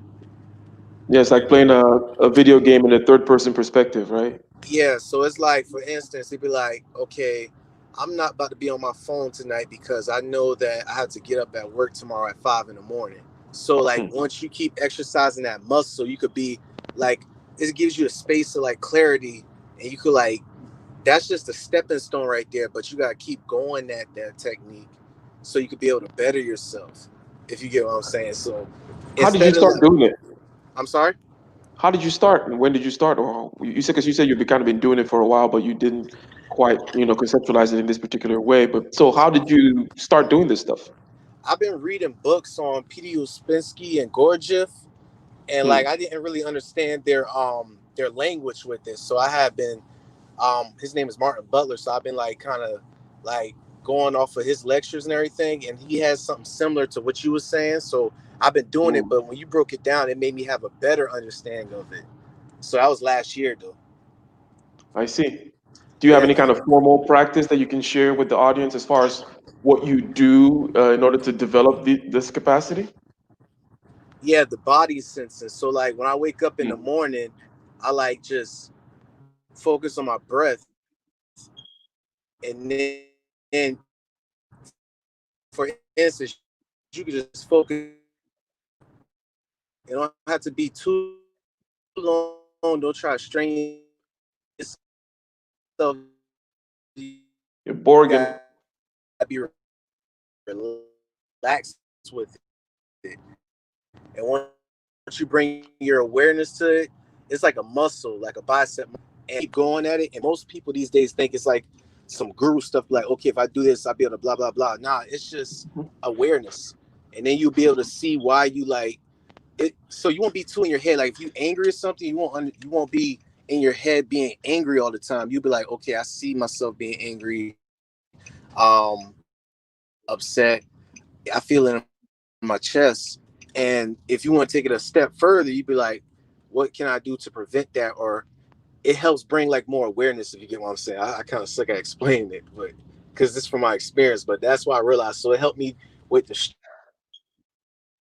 stress, and like it helps me control it and be able to like You're Borgin again, and I think we lost you there for a little bit. But let me go back, um, because while you were explaining, you were cutting yeah. out. But I think that maybe I got what you were saying. So let me try to say it, and you can say yes or no. You talk about body sensation, and you say you wake up and you're using the breathing, right, as an access point to feeling your body, right? Yes, that's correct. Okay, got it. So that is, the breathing technique is definitely a ubiquitous one in terms of no matter what practice you're using, because it's one of those things that is, you want to feel your body, you just breathe, right? You breathe and then you feel it, and when you feel it, you're no longer apt to be controlled by it. Everybody knows this. That's why everybody says take a deep breath before you do something. Take a deep breath. We don't want to be controlled by the feeling, image, and talk complex. Okay, that's why when we do take a deep breath and we feel all this stuff going on, we're like, okay, so that's what's moving me, but I don't want to be moved by that. What else can I do, right? Would you say Exactly. that's kind of the way? Okay, okay, okay. Yeah, then I think that is, you are corroborating the things that have already been said before, vis-a-vis using the um, breathing technique. Do you do any other kind of meditative practices?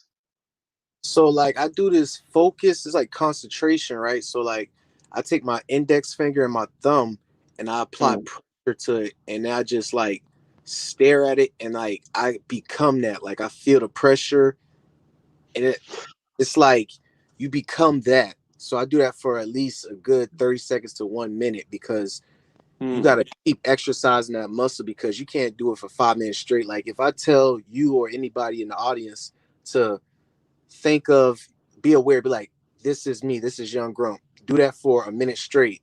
It'll be kind of difficult for them because your mind wanders. mm-hmm, You have to like mm-hmm. realize that and bring it back. It's like a string, an invisible string. You realize you going off topic, so you got to pull it back to yourself. That's another meditation technique I do after that. 100%, 100%. So, yeah, I'm liking this. I think what you just said is very important, which is that bringing yourself back, because a lot of times people get discouraged from meditating because they think, oh, it's so hard to, my mind is wandering all the time. Or if your mind is wandering, that's fine. That's part of the weather pattern. That's part of what happens. The part is what you talk about, the space, right, that you're going to create. The fact that you're able to bring yourself back, even if it's, every 30 seconds or every minute or even 5 minutes, or maybe you wander for 10 minutes and you didn't even know. Whatever it is, as long as you have that space where you're able to say, okay, bring it back, that's the point, right? So don't be discouraged out there, people, by saying, oh, well, I find it hard to focus. I can, no, it's like, that's not the point. You're not supposed to be just be floating in the air once you do this. And look, people spend a whole lifetime in monasteries doing this stuff. All right. So you can't expect to just be, or let's say everybody can run, right? But not everyone is Usain Bolt. Okay. There is actually also some natural talent involved with this, just like any other capacity that could imagine. Some people just are able to concentrate more, right? So, but it doesn't mean that you should not work out your ability to concentrate because you're not at Usain Bolt level of concentration. And that's correct. And like there'll be some days when you do this technique that you taught, it'll be some days that your mind will be wondering a lot, but don't let that discourage you, because if you create that system and you're doing it, it's just the fact that it's conscious work at first, but if you keep doing it repetitively every day, it will become unconscious. So you Mm, can use your conscious mind to do other things to better. You get what I'm saying? Like it helps me personally with boring routines, like getting mm, up, and I do my little push-ups and my sit-ups, and then I read my book. That had took me like 3.5 months to become subconsciously in my mind because it was a pain those first 3 months doing it. But I just kept sticking to it, and I've just been doing a little by little every day. And now it's like brushing your teeth. Like when you get up, I know most of y'all hopefully feel off if you don't do it. So that's what I'm trying to tell them. Excellent, excellent. Wow, you say you're not good at explaining, but you're very good at explaining. I think that brushing your teeth analogy, for example, that's a great one. And then you're talking about also inculcating habits. You know, taking things, because I just talked about like conceptualization, so that you can take certain conceptualization, moving things into your unconscious, moving into the habit space, and so on and so forth. Yes, so you're doing these things that, let's say, you're putting your fingers together, you're pressing, and you're focusing on that, you become that. Yes, it's going to be strange to you for some time, but later on, you're going to get help from from the spirits, from the muse, right? Whatever, we can use flowery language and such, but basically, we're just moving into the unconscious. And now it's going to be like brushing your teeth. You're going to be getting help from parts of you that are not particularly conscious, right?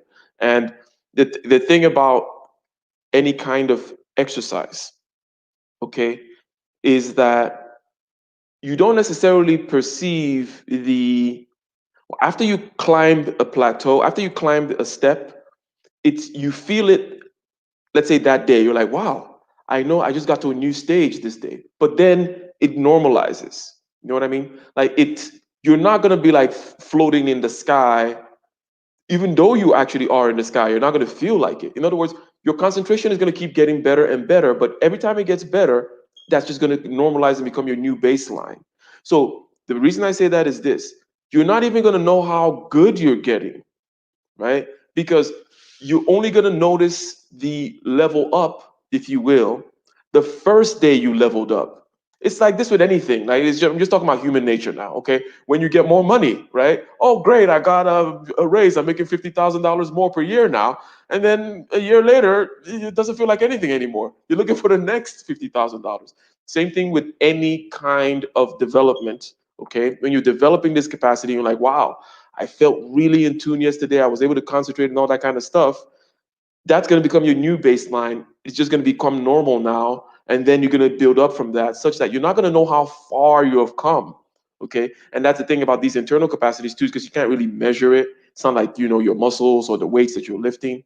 So that's something to keep in mind, people, is that the baseline or the novelty will wear off with each new level you get to. So you're not even going to know how good you're getting. Do you have I'll give you the last word. Have anything else to add?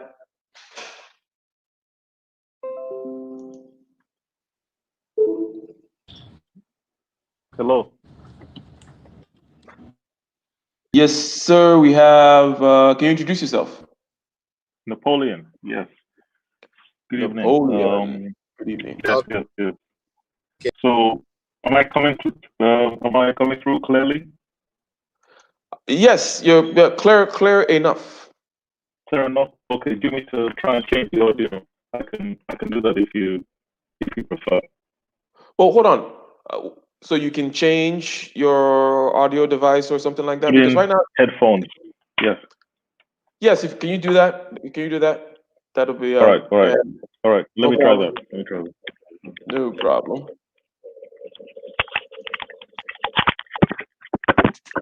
Let's see here.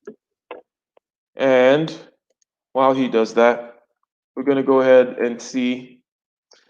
I want to mention a couple more things here, which is that we already talked about concepts of Fordian efficiency in the sense that it is more efficient to go ahead and have a concept for all the different for cups, right? Hello. Yes, and hold on one second. Let me just say a couple more points here. But that sounds a lot better, by the way. Let me say a couple more points here, and then we'll get Napoleon on. So, concept afford efficiency, but concepts also afford differentiation. These are things that we already kind of said before when I said that, there are many different kinds of cups, and you don't just want to be the vessel thing. And I also did mention that there are many different kinds of feeling bad. Part, there is the arrangement of feeling, image, and talk that'll be dominated by numbness, for example. And that's feeling bad. There's another one that'll be dominated by agitation. That's feeling bad as well. And then another one that is dominated by distraction, and that's more in the image and talk realm. Most of the things that we've been saying are in the feeling and the body realm because that's more intuitive and easily accessible. Image and talk realm is a little harder. Okay, it's harder to focus on your mind, but it affects you just as much as your body does. Just as much as you feel things in your body, there's stuff going on in your mind. It's a little bit more obscure, harder to notice, and so on and so forth. But basically, that'll end this aspect of the talk there. And Napoleon, what you got for us? Okay, I think that in the past, people did not need to meditate. You know why that is? Because it was not a crowded environment. There was a lot of wilderness, forests. There was essentially a place where people could go every single day to sit down and take in the fresh air. However, now the kind of environment that is created by the urban sprawl, by the big cities, unfortunately, it almost creates illness in a sense. If you look at the carbon dioxide in the atmosphere, the constant waves with, like the phones, like the mobile phones and things of that sort, computer, internet, etc. And additionally, the fact that every major city is completely overcrowded. They have the highest crime rate, lots of pollution and by it as well. So I think that you're completely right in that people need to take time to sit back and to meditate because it draws you back to a time when you could do that stepping outside of your house. That is a crucial thing that you mentioned. And I'll try to describe perhaps the other side, even though I haven't really lived, I didn't live in this past environment per se. But there are snips of it that we can get. For example, if you've ever been in a situation where, okay, and sometimes it could be like the agrarian life, like, right? Agricultural life where you're working all day, you're working with the soil, you're working with the land, you're right there with in the environment from whence you came out, right? You're right there with the earth, okay? Or let's say you go out to hunt, okay, and you're chasing down this deer all day. You're tracking. You go to sleep at night. You wake up in the morning. You will find that, for example, it's very easy to just go to bed at night and sleep. Okay, you don't have your cell phone there. There's no connection. Blah blah blah. Those are the things that you mentioned, right?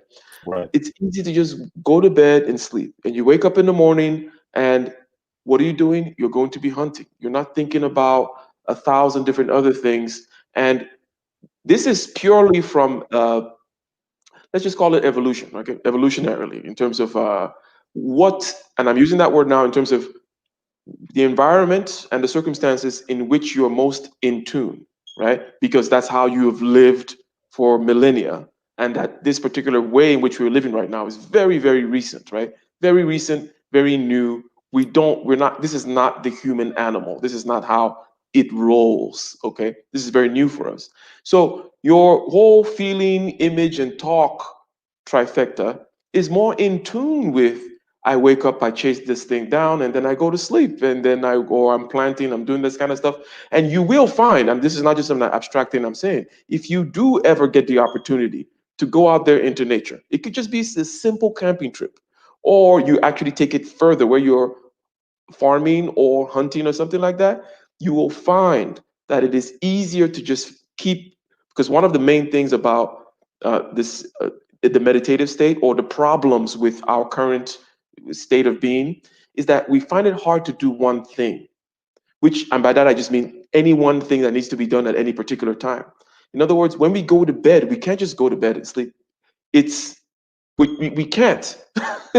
We think we need to do a thousand things. And even if we're not doing a thousand things, if our phone is not there, we are clenching our fist and clenching our jaw and crossing our legs and doing all kinds of things. And we're always in a state of agitation. We cannot just relax and do one thing. So I think it's a very important thing that you mentioned there vis-a-vis the change in the environment. So what can be done about it, sir?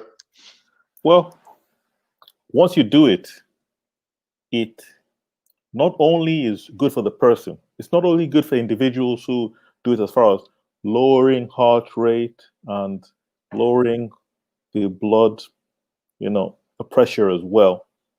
It is also good in the sense that it allows you to reach a higher plane too. And I'll give you an example of what I'm talking about. If you look at athletes, Mm. you look at people that have performed well and are considered the elite in their sports, they rarely say, I went into the game and I hope for the best. I'm not sure what will happen, but I've trained. They rarely say that. Mm. For example, Deontay Wilder, Mayweather, Tyson Fury, to use boxing as an example. You can use American football, baseball. Mm-hmm. The elites always say, I visualized. Mm-hmm. I actually had to meditate.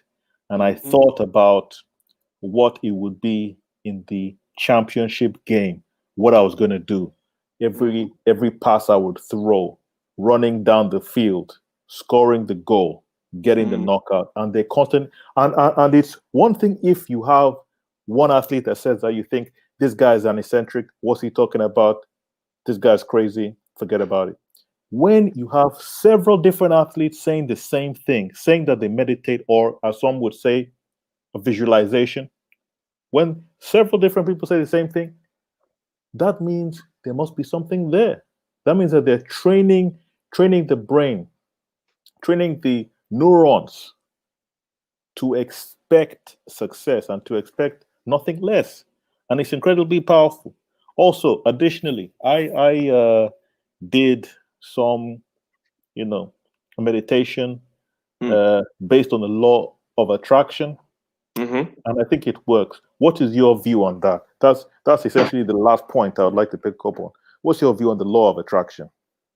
Okay. So my view in terms of, if I just give you my rhetoric and then I'll talk about, I'll reconcile it. So generally speaking, I have a bias against it because of the way in which it is marketed. Okay. As a scientific person, I don't like when certain words are used because the law of attraction, for example, by marketing, I mean like, okay, some people talk about quantum physics to kind of make sense of, or to kind of paint a package that makes the law of attraction plausible. And when they do that, they use a lot of terms in the wrong way. They start saying nonsense. Okay, so that puts me off to begin with. I don't like that kind of a thing.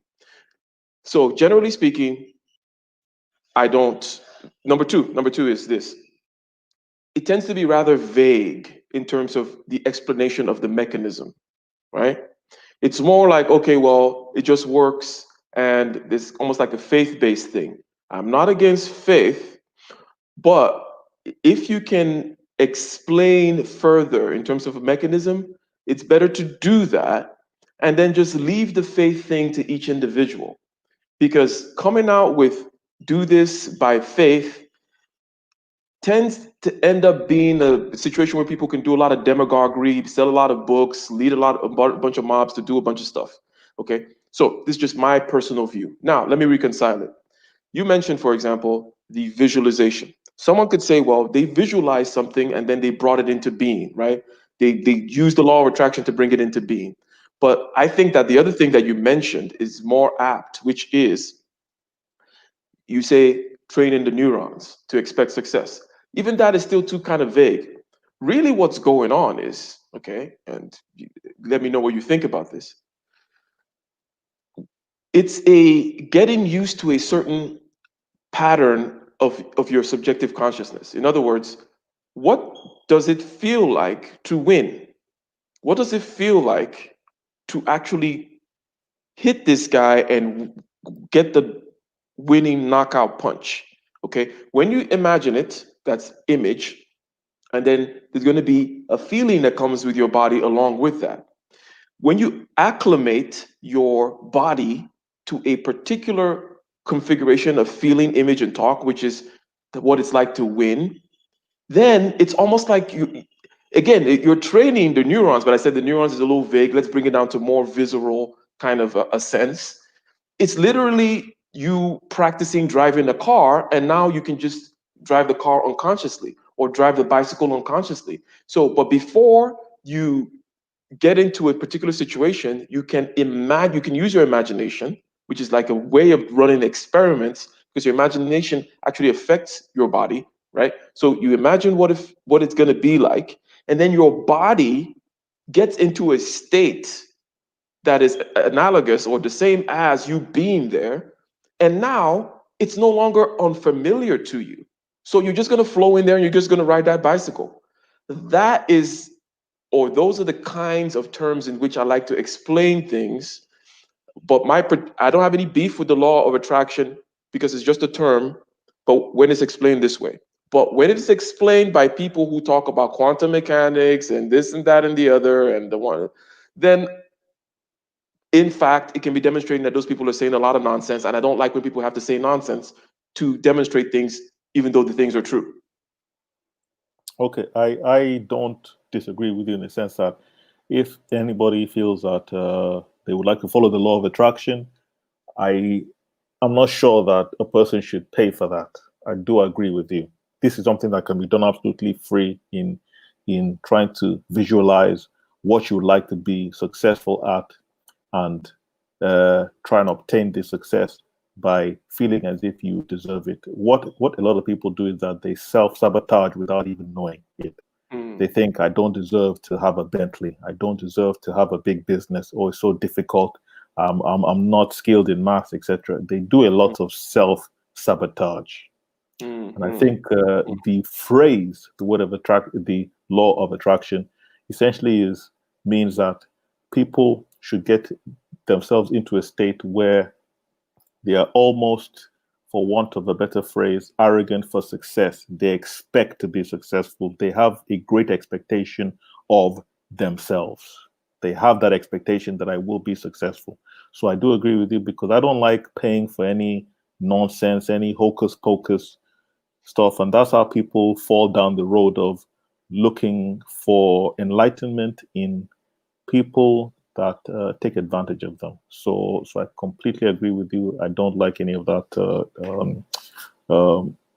essentially on unproven Yeah, behavior because it the can marketing, the marketing around it, generally speaking. exactly. Exactly, It's, but I do think that it is important to have a mindset geared towards success, and the fact that a lot of successful people, successful athletes, state that they visualized where they'd like to be and they saw the vision prior to getting there. That is incredibly important, incredibly impactful, and I think that is a big thing with which can lead to success. And in fact, a lot of Black kids, a lot of kids in the community need to have their thinking completely changed because unfortunately their image is created by a lot of entities which don't have their best interests at heart. So instead of the kid growing up and they think to themselves, wow, I would like to get more into academics, I'd like to read, they would always get the question, do you play basketball, do you do this, do you do that? So they are stereotyped. let me ask you. Let me ask you Go this ahead, then, go ahead. because there are a couple of things involved here. I hear your accent. You sound African, right? I'll be a Niger guy. It's all right now. Okay. So there's a layer there of. But let me ask you. Let me put it this way. You say the kids and the image they need to change it. Well, how did you not fall for that particular image? Were you not susceptible to it, or is it an environmental thing No, no, here no. that also changed that? You know that African culture is entirely different. Entirely Okay. different in that, like, the way that it's constructed is not the same. Okay. Yeah, Okay. due to the fact, like, we have a different historical context. Although, of course, we're all the same people, we have the same blood, but like the historical experiences are different. Good. Good. Yeah, I just wanted to bring that out because I think it's important that that kind of people understand that, because I like to notice that myself, to know that in other words, we have certain privilege. Yes. Yeah. Yeah, and it's important to know that when you come and you say certain things, and I'm not trying to put myself above or ahead of anything, but there's certain things that we have to understand that we can't see, like, oh, because a lot of Africans do the thing where it's just like, oh, why don't you just like, No, I no, don't no, no, no, no, understand, no, no. Uh, Ike, Yeah. you got me wrong. I said the image No, is no, not no, no, no. created by. No, no, no, no. Like, let me just get this point across. The image is not created by them. The image is created by those who don't want them to succeed. I won't say who, but I think you know who. So, like, those who don't want to uplift them. However, Exactly. the intellect is there. They have the intellect. They have the ability. They can. In fact, do you know the um, all of the issue going on now with activism in in regards to racial injustice? It has completely changed the world. The world, no matter what country you live in, you have seen the result of that. That is incredibly powerful. To think a community in one country can change the lives of blacks in every other country. Yes. And if you look at the economic buying power of Black America is $1 trillion a year. So this is a very, very strong and influential group across the world.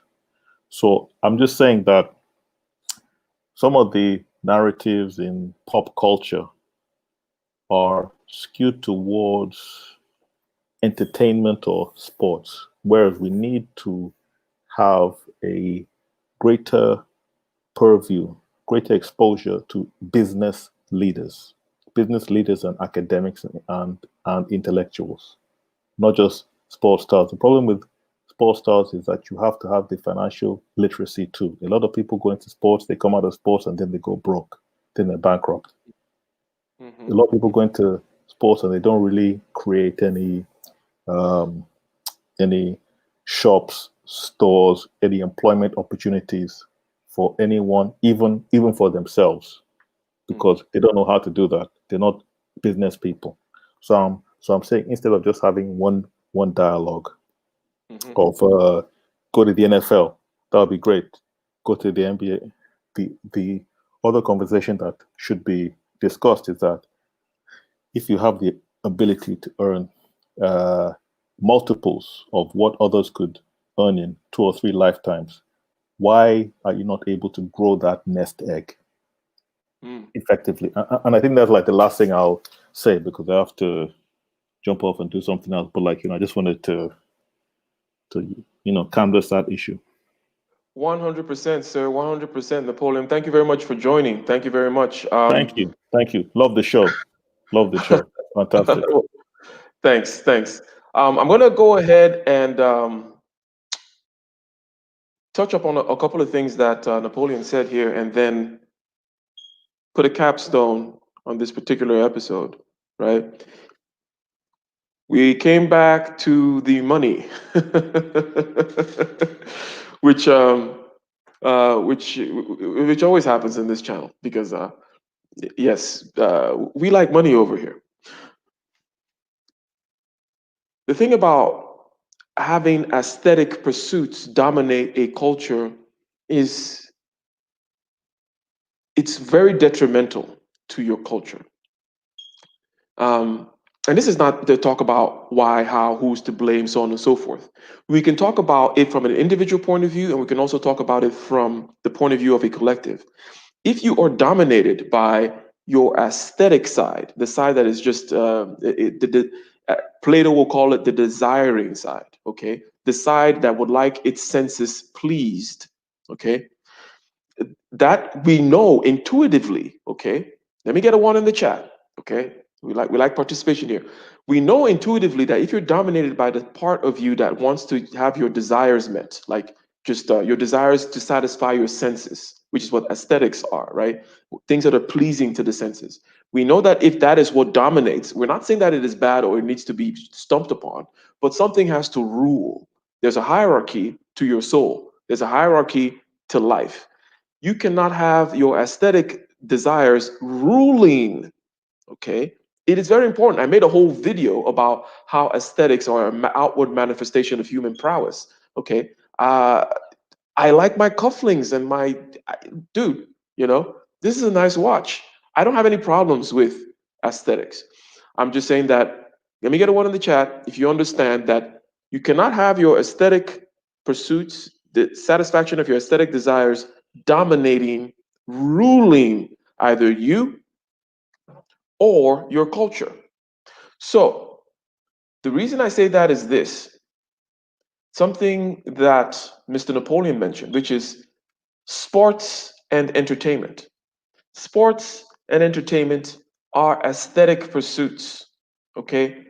These things are aesthetic in nature. These things are not about any other kind of productivity or utility. Okay? And if you have that dominate your culture, whereby you are known and you are pushed towards that, and you take your cues from that, and you're always talking about what celebrities did, and this and that and the other, whether you're an individual or a culture, you're headed for disaster. Being dominated, let's just stick to with men, for example. If the standard for your men is aesthetic pursuits. In other words, aesthetic prowess, singing, dancing, throwing balls and hoops, you're headed for disaster. If it is dominating you to keep it away from, being politically charged, but we can always be more fair with ourselves and less triggered when we look at ourselves as opposed to when we look at groups. We know that if your value as your person, the thing you put at the highest is your singing, dancing monkey. Yeah, we're all brothers and sisters in this channel, so I can talk about singing, dancing monkeys without anyone getting triggered. If that's what is the top of your totem pole and that's what guides your life, you already know you're headed for disaster. So it is super, super key that on an individual basis and on a cultural basis, we understand that this was never the case this is never the way in which things were upheld in any society. Societies are either looking at martial attributes such as, Sparta and honor and glory and warrior type stuff in conjunction with intellectual pursuits, some over the others, okay? Right? It is rare. As a matter of fact, I dare to say it is only in modern day America as is pushed, okay? There's a certain image that's pushed that the African American community is about aesthetics and it's about swag and it's about arts and entertainment, okay? So it is heading for disaster, ladies and gentlemen. It is heading for disaster. Shout out to Layla. Shout out to Io in the house. Shout out to James Sandman Brez C. Okay. The science behind manifestation and spiritual talk. Bought a few introductory science and health books. And Brez C says, I don't deserve the Bentley because I haven't earned it. Yes. One of the important ways of earning it is to acclimate yourself to it. I believe in, look, there's another thing that a lot of successful people do besides the visualization. Visualization is key, but all it does is the same thing as if you actually went to a Bentley store. Okay, the visualization is important because you cannot actually practice knocking out your opponent that you're trying to knock out tomorrow. Therefore, you have to visualize it, and the visualization will then put your body in a particular state, and it'll acclimate yourself to that thing. It's like riding a bicycle. Therefore, knocking this person out becomes like riding a bicycle to your body, to your feeling, image, and talk complex. And then you go out and you're more apt to knock them out. But when it comes to success, visualizing is important, but also scare yourself with certain things. Number one is generosity. Okay. I made a whole video talking about generosity as a superpower. Give money and have it scare you. If you give money and it scares you, you're touching the threshold of fear that is keeping you from getting more money. The thing that scares you from giving money is the same thing that scares you from getting money because you don't think you deserve that money. You're scared of the money. Okay, it's the same thing. Watch the video. It's a short video. It's called Generosity is a Superpower on my channel. And you give money, you give a $20 tip for a $5 cup of coffee. You give a $50 tip for a you give a $100 tip. You just keep upping it and you break past each barrier. Okay? You break past each barrier. Another thing you can do is go, and maybe you can afford it, maybe you cannot. But maybe, and the same thing with generosity, maybe you're not going to be generous to somebody else, but be generous to yourself. Go and rent a room in the top hotel somewhere in this top city and just smell the leather. Or go to a Bentley dealer and sit in there and smell the leather. You may not like Bentleys at all. It is not about that. It is not about that. It is about acclimating yourself to certain things so that you no longer have things blocking you. It doesn't matter if you're ever going to get a Bentley or not, but there are psychological roadblocks that you're putting in front of yourself as a result of not being acclimated to certain things because you're scared of giving $20, or you're scared of what it feels like to sit in a Bentley, or you're scared of what it is to be at the tower suites at the Wynn, for example. Those things will block you. And a lot of people make excuses like, oh, I'm not into materialism or whatever. Well, that's another subject for another day. Okay.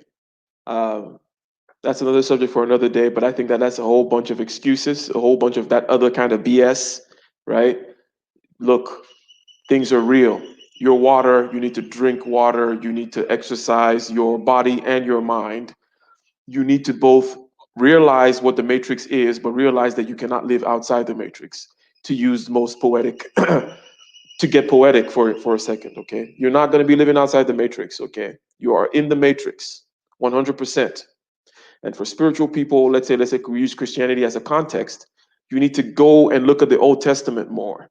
Because the Old Testament, which tends to be more focused on milk, honey, and cattle, and lineage and wealth, that's as real as the New Testament spirituality, heart, turn the other cheek, and all that kind of stuff. Okay. You need to have your foot firmly placed on both these. Otherwise, you're going to fall. Okay. And you're going to make a bunch of excuses about why you fell and why you mattered yourself and why you're a hero because, you don't like Bentleys. Right. So, ladies and gentlemen, let me go ahead and do a quick.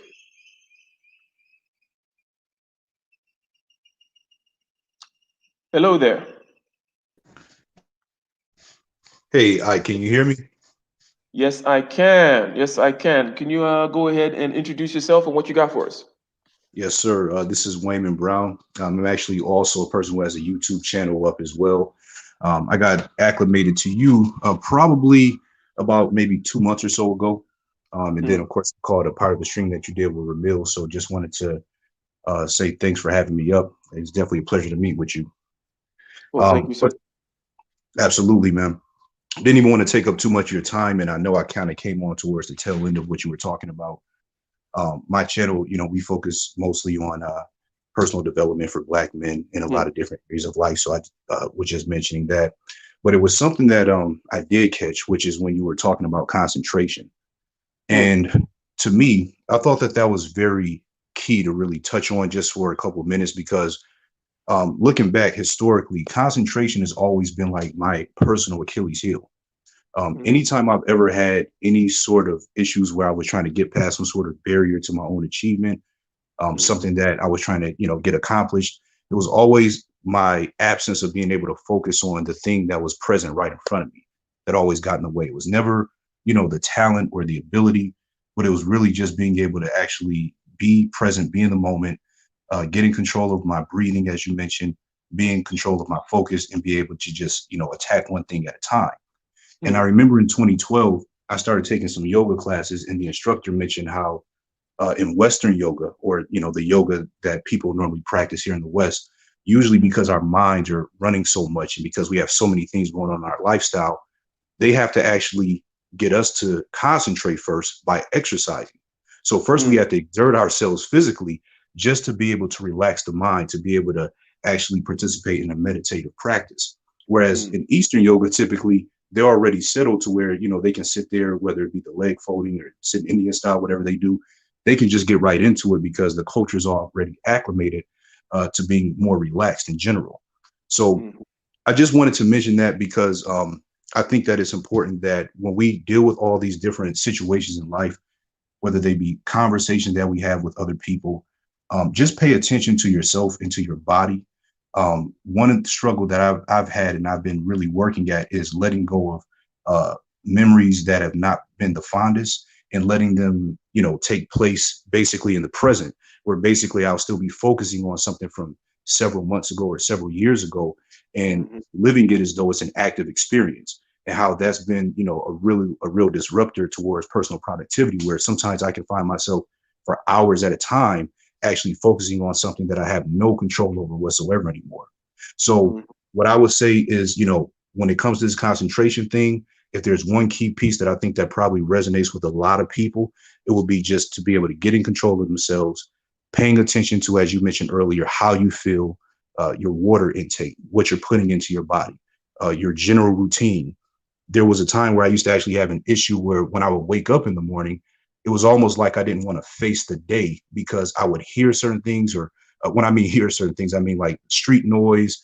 If I live in an apartment building, pots clinking from the neighbor next door, anything was always very disturbing to me. And I Mhm. remember I ran that by a friend of mine and I said, "Why do you think that is?" And he said, "There's something in the world that you're not settled with that makes you feel like you're not prepared to deal with it." And Mhm. once I started really focusing more on myself, more on getting in more control of my own emotions and more control of my own mental fortitude and focus, things started to really take shape for me.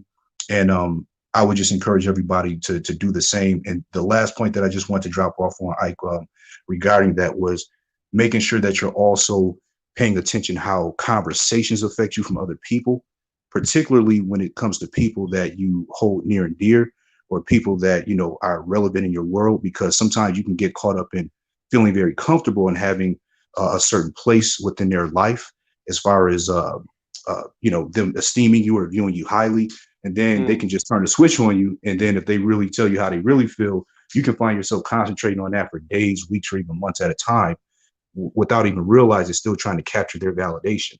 So Mhm. that Mhm. was just what I wanted to kind of jump on and share, man. And I appreciate you so much. Hope I didn't ramble too much, but I thank you so much for letting me come on, man. No, no, no. That was really good. And is your channel, is this your name, Wayman Brand, basically, or do you want to drop your channel in the in Okay, the? yes, that's actually my channel. If you put my name in, it'll come right up. Excellent, excellent. Yeah. So you guys go ahead and check this out. Just based on what you said, I'm sure you have a lot of good information out there. Okay. And I'm just gonna give a little commentary on what you said, unless you had one.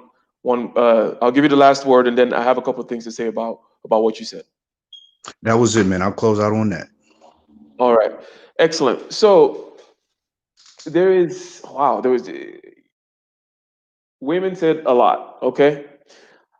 One thing that I can pick up on. Okay. One thing that I can pick up on is about that external environment, the sounds, the sights, and so on and so forth, are actually a source of a lot of unease, almost by definition. Okay. And what your friend told you when he said that there's something in the world that you are not quite settled with, that is true. What I would say to everybody is that that is always true. That look, the world.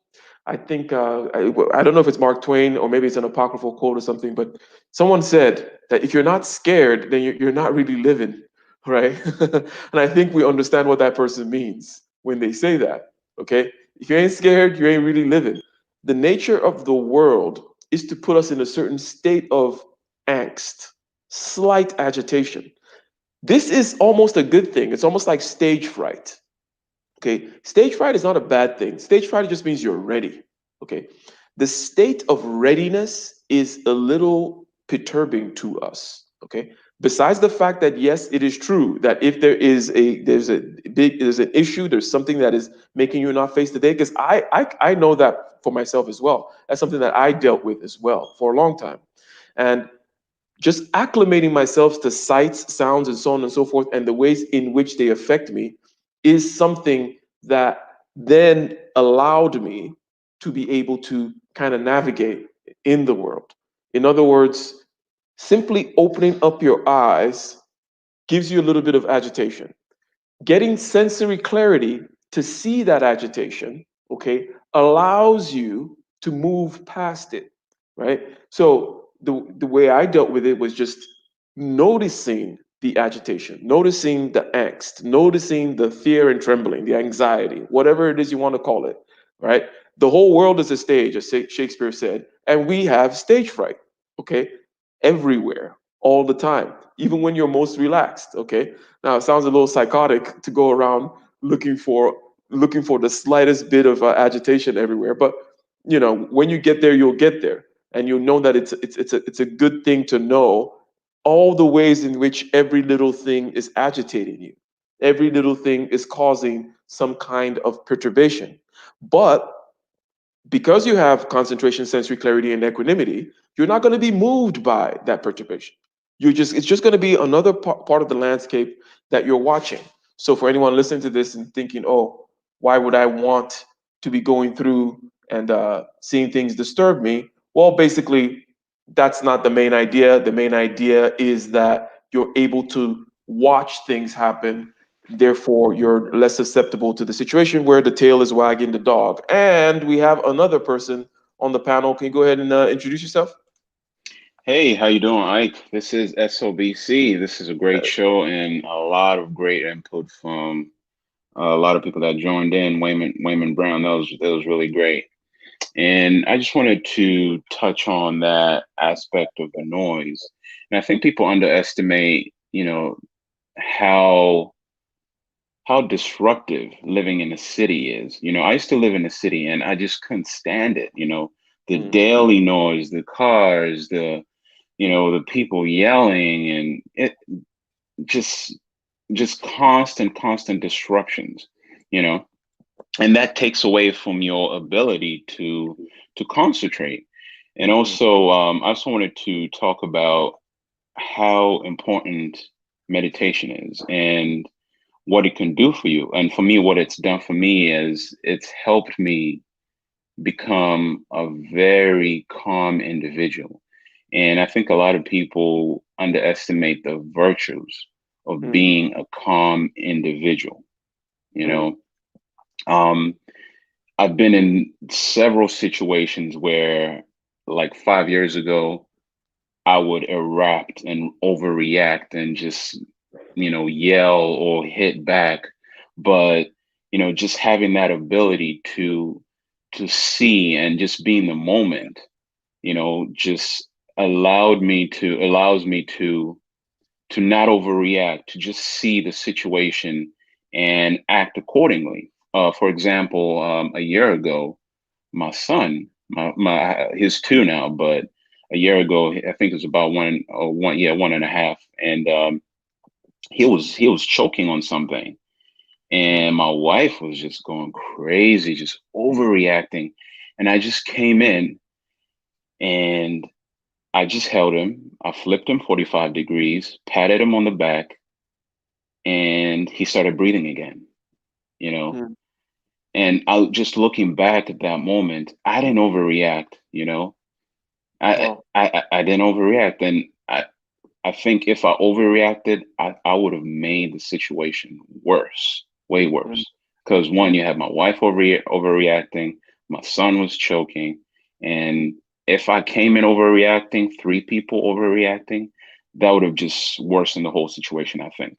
So I think my ability to be calm in that situation just, helped the whole situation altogether. So. yeah, yeah, that is so your ability to be calm, which was gotten from your practice of meditation, gave you a situation where, I mean, that was presumably could have been a life or death situation, and Exactly. you were able to get that ultra instinct mode and just kind of time slow down, and you did what you needed to do. You're absolutely 100% right. It's and we know this. Attention and concentration, being at ease precedes control. We call it being in control, right?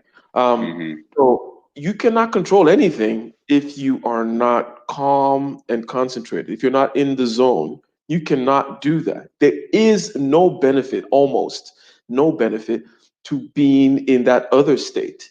And the only time that it is useful is when you are actually wielding it. Let's say you decide to pick up anger and use it, okay? Or any other kind of the things we call on the dark side that sometimes need to be used, right? But when you're using it from a position of control, it looks very different from when somebody is just erupting, right? It's completely Exactly. different. I don't know if you've had that kind of experience before, right? Where the difference between an eruption versus a controlled action using anger. So here's the thing. A great thing. Great thing you brought the topic about anger. There's certain times, like I would feel the anger coming, right? But I watch it and it automatically just disappears, you know, and I deal with the situation accordingly, Mm-hmm. you know. So there are lots of times where you can see the anger creeping in, and I do not let it influence me whatsoever. Exactly. And you're actually Yeah, more powerful as a result. I picture certain exactly. situations in my life where, someone's doing their thing and I was watching myself vis-a-vis the breathing in particular. And I was watching how deep and calm my breathing was. I was actually enjoying the Hmm. situation. I was Hmm. like, wow, this is great. Like, because I felt like there was nothing that could happen here that and I'm not in control of because Hmm. my internal state was fine. And when your subjective state, your internal state is fine, what is there to worry about? So they're doing their thing, they're going off and so on and so forth. And I was just focusing on how calm my breathing was. And then when Hmm. they did their thing, I said what I wanted to say. I dismissed them accordingly. And it's a whole lot better than, in other words, I was stern, I was direct and all that kind of stuff. And that's why I kind of call Yes, you the anger, using that directness, the sternness, picking up the hammer, using it, and then putting it away, as opposed to just taking the hammer and flinging it, hitting everybody, including yourself. exactly. And 5 years ago, there are certain things that I do now that 5 years ago, there's just no way I would be able to do that, you know? Um, just like you're saying, overreacting, it's just, and also just being calm and, watching that anger, that it's taken away a lot of my fears. I now, I mean, I can now speak up, without any fear. I don't even think about it. It's just automatic, you know, all that fear is gone. But 5 years ago, there was no way I would do that. And one thing I've noticed is that people who react a lot with anger and just fling that hammer sideways wherever, that's fear. That's reaction out of fear. That's a lot of fear. And it's just so nice to be able to see that now, just to be aware and be present in the moment. So, yeah. 100%. Always a pleasure, SOBC. The last part of this series is going to be called Space for Freedom. That was going to be the most abstract part, talking to the panel and also everyone else in the chat. It's going to be the most abstract part. Concentration, sensory clarity, and equanimity, which we have successfully gone through. These are the most kind of visceral, intuitive, and real parts where they're like a real strength. But there's a space for freedom part, which I'm going to give a quick introduction here, which is, as has been alluded to by many different speakers here, is there is freedom that comes along. In other words, some kind of a will, some kind of an ability to make a decision that comes along when you can separate yourself from the anger, let's say, from the feeling bad, from the frustration, from feeling image and talk in general, whether they be coming from a spirited side or from a desirous side or whatever it is that is causing the crazy weather pattern of feeling image and talk. The ability to create this other character, okay, who now you're going from like a NPC, a non-player character, to use contemporary parlance, right, to a player character. You're no longer an NPC. You can actually create this other guy who's holding the remote controller, and you're hovering over yourself, as somebody else said before, and you can watch yourself. This is a space for freedom, and there are layers upon that. And I'm going to go ahead and say something now. Perhaps I don't really think that you're ever quite free. You're not. You're not. Yes, yes, Yeah, yes, yeah. You're not gonna become. You're not gonna get the God mode. Okay. yes. In case anyone is hoping that they're gonna go up to Mount Olympus and rule. No, you're not gonna be ruling. Okay, trust me. But there are many layers of freedom that you can create. You first level is just this feeling image talk we're talking about, which is you right now. You're just being run by it. And then one level up, you're able to watch feeling image and talk. But you can go up above that and even watch the watcher. Point is, you can keep on going, and it's this kind of like you have a mirror and another mirror, and it just keeps on going, an infinite regression, if you will. But there is no God mode. I which is the main one of the main points of this last part that I'm going to do, which is talk about the space for freedom, is to just kind of say, hey, let's try to create an abstraction and look at the concept of what we're doing here in terms of this kind of a observer that we're creating. But let's immediately dispel the notion that we're ever going to bust out of the matrix. Right. Yeah, I always like to put that caution out there, because I think that it is a it is sometimes a way of people deluding themselves, and also it's on another sometimes a way of people making excuses. This kind of thinking that there's a God mode out there. It's like, no, no, no. We're just working out. We're building strengths, but we're still very much here. We're not flying off anywhere. Okay. So Mr. Wayman Brown and SOBC, I'm going to give you guys the last words on this before we go ahead and play the outro song. So, what you guys have to say? And by the way, check out Wayman Brown. SOBC, do you have a channel as well? I do have a channel, but I'm really not active on it. Gotcha. So it's okay. Gotcha. So yeah, what I'm gonna give both you guys the last words, sir. So yeah, just one last word on my part. Oh, speaking of God mode, right? There are times where I'll my ego will kick in, like that judgy ego thing will just appear within me, and just because I have this ability to to see and witness things that other people might not see, and I'll have that ego come in with me, and sometimes I have to watch it, and I'm like, and just push it away and say, hey, I'm not, I'm definitely not God. So so that's a good point you made there, and also just to address that also again, there's a user who asked a question. I think one of your last two streams, Hmm. she asked whether you can ever overcome negative thoughts. I don't know if you responded to that. Oh yeah, interesting. I didn't see that one. Well, what do you have to say on that? That's absolutely no way. Absolutely, you Yeah. can never overcome negative thoughts. There's just no way you can do it. I mean, the best way is through what we're talking about now, meditation, right? And just having that awareness and being present and having Mm-hmm. that ability to see those negative thoughts. That's I Exactly. think that's the best way to overcome those thoughts. But we'll always have negative thoughts. Yeah, you Always. said awareness, presence, ability to see. I've been talking about concentration, equanimity, sensory clarity, all these skills that surround the happening. It never said that you have anything to do with, I've been calling the happening the weather for a particular reason, which is you're not going to get or hold and control the universe. It's just going to do its thing. But it is a miracle that you can actually create a separation and watch and be able to create a space for freedom to watch the thoughts.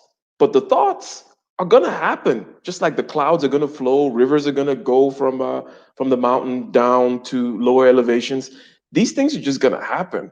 Okay, Yes. there is no stopping the river. You're not gonna reverse the river and have it go back up. No, that's not the point of any of this. So, Mr. Wayman Brown, you have anything else to add, and then we'll go to Chaos Rain, I believe. Yeah, just wanted to kind of add to what SOBC was mentioning, and I'm good to meet you as well, brother. Um, you know, the way that he's been able to talk about his management of anger and how he was able to make that evolution from 5 years ago or so. He knows that he wasn't able to handle things the way that he can today. That comes with practice. And I know that, just speaking briefly for myself, when I would actually take the time out to spend extended periods of times in states of meditation, and I'm talking about when I had the time, sometimes it might be like 2 hours at a time at night. I would notice that when I would go to sleep and then wake up the next day, it's like the work that I did that day before still carried over to the next day.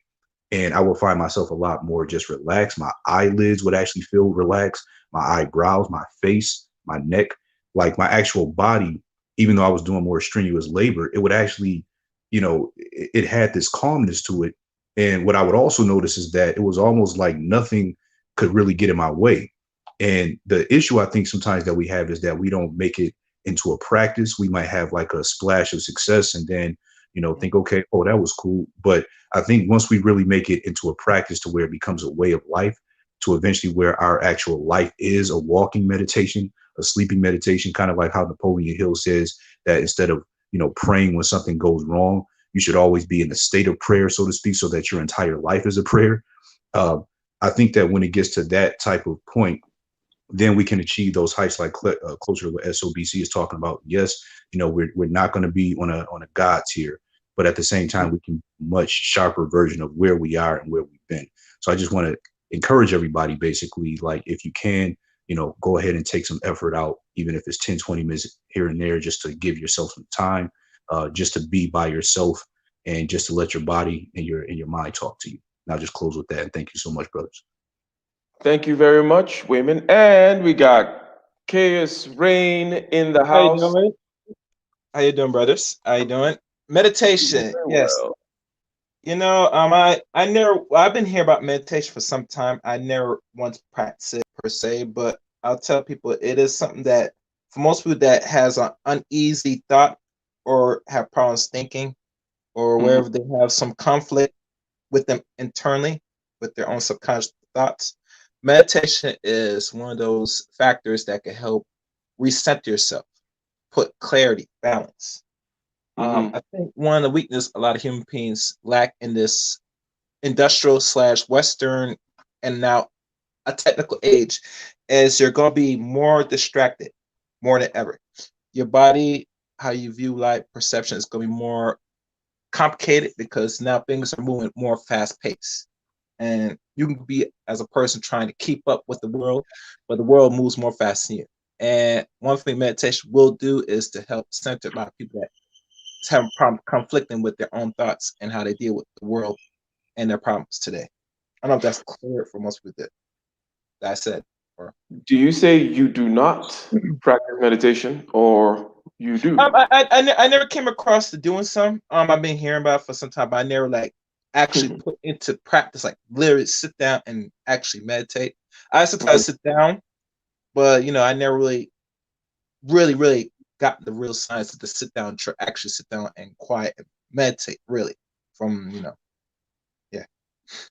100%. And I do believe that, as I mentioned earlier, that there is talent in this area as well, in the sense that there are people whom, and I'm not saying that I'm talking about extremely few number here, just like any other kind of talent, right?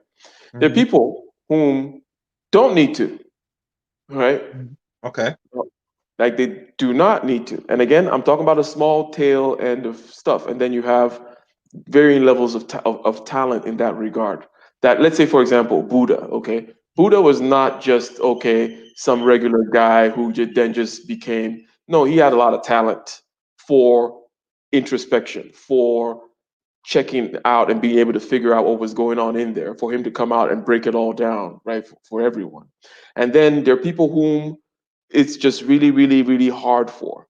So it is the case, and there are. I remember it was Joe Rogan. I forget the name of this particular scientist right now, and he was saying this thing about not needing to meditate, and I kind of believe him because he was not just being. He is otherwise a calm, collected, introspective, non-arrogant person. So he wasn't just trying to brag or say something like that.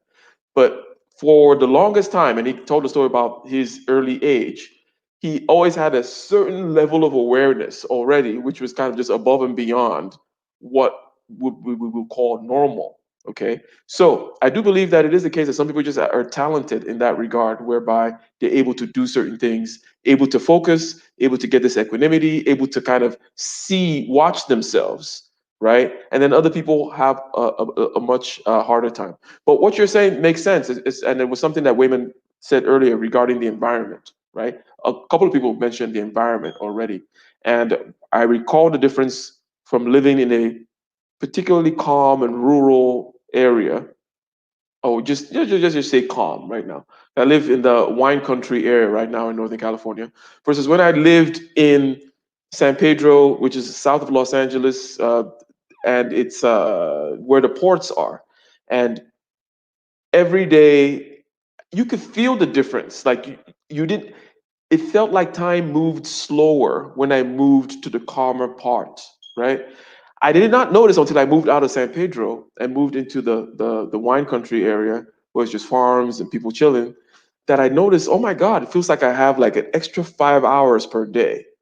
Okay. And I didn't know that it was because I was in San Interesting. Pedro. Yeah. Interesting. Like Interesting.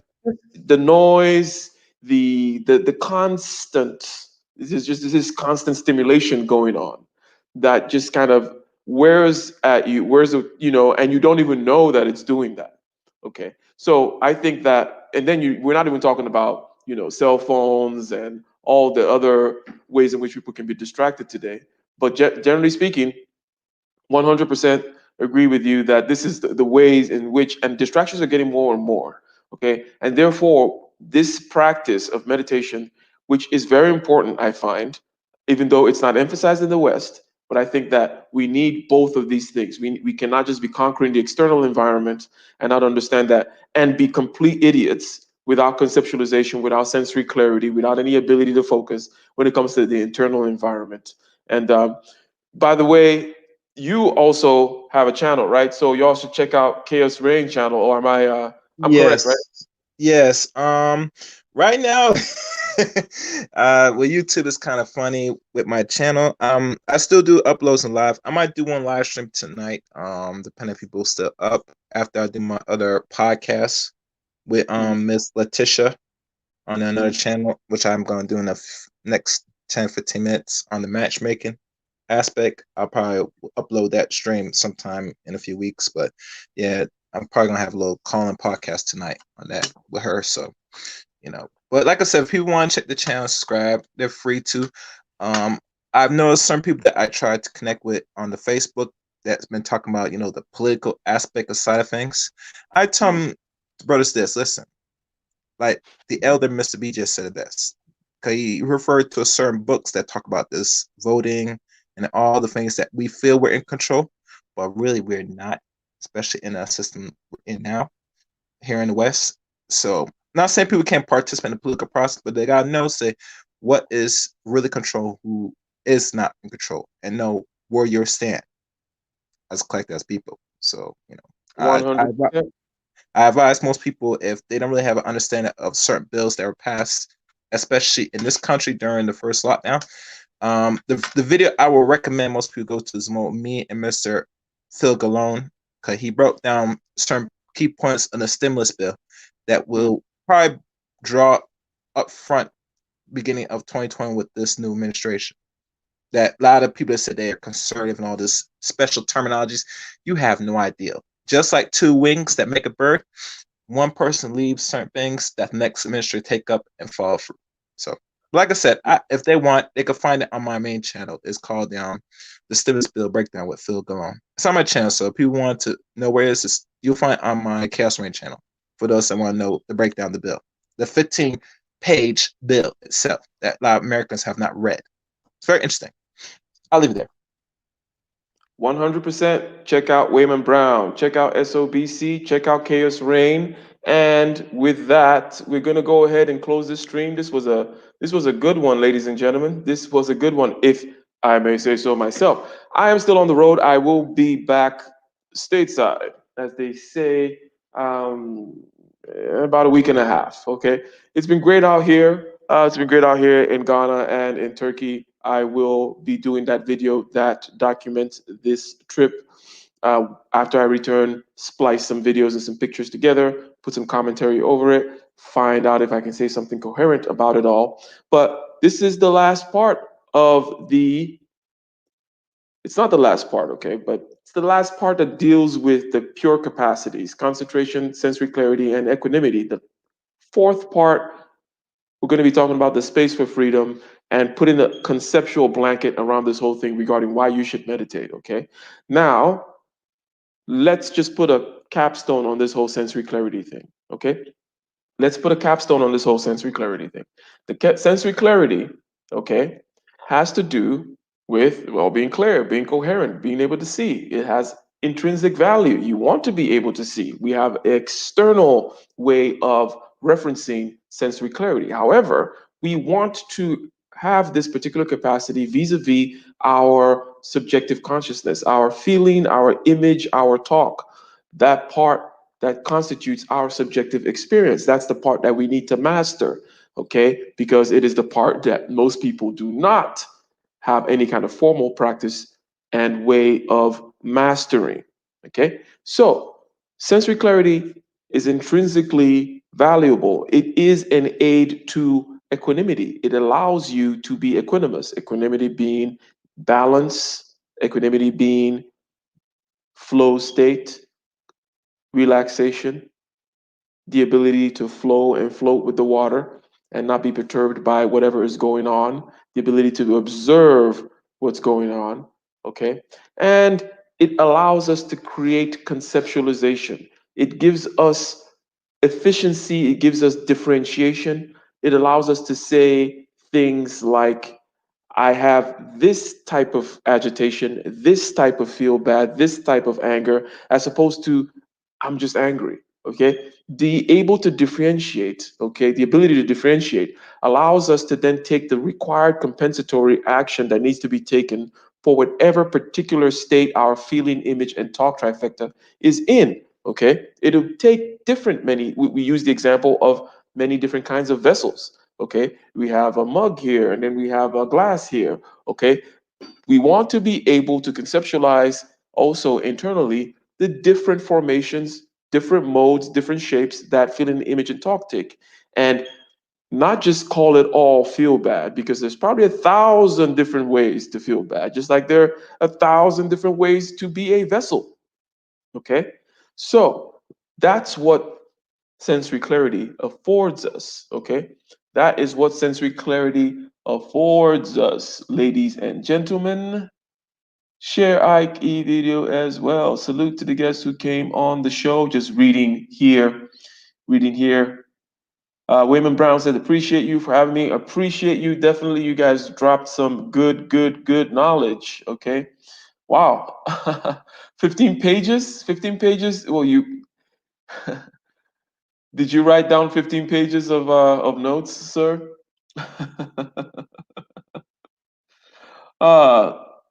Discovered you through mediocre tutorial and review channel. I don't regret stopping by. Layla, thank you very much. Okay, shout out to good men, Aaron B in the house. Damn, we still going. Now we're gonna stop, Aaron B. We're gonna stop.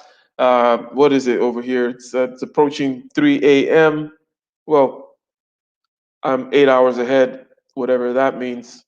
It's it's past 2 a.m. over here. Not so bad. Not so bad. I'm gonna see what trouble I can get into after this. Meanwhile, enjoy.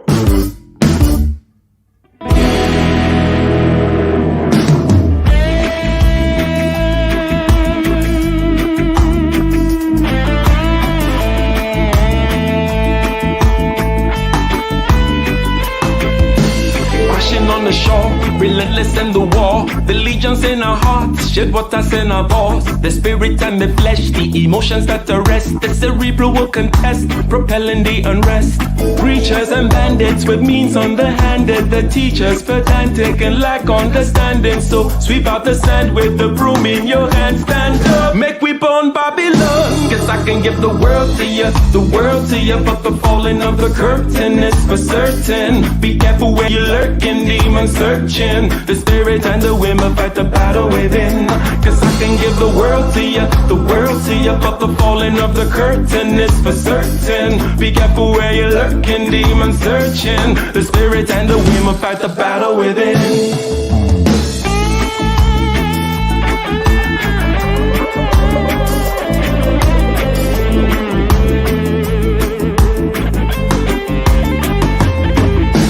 Trembling in the haze with the semblance of a blaze. With gratitude and rage, we touch another page. With delirious delight, impervious to light. This vitality and might encourages the flight. Preachers and bandits with means underhanded. The teachers pedantic and lack understanding. So sweep out the sand with the broom in your hand. Stand up, make we burn Babylon. Guess I can give the world to you, the world to you. But the falling of the curtain is for certain. Be careful where you're lurking, demon searching. The spirit and the women fight the battle within. Guess I can give the world to you, the world to you. But the falling of the curtain is for certain. Be careful where you're lurking, demon searching. The spirit and the women fight the battle within.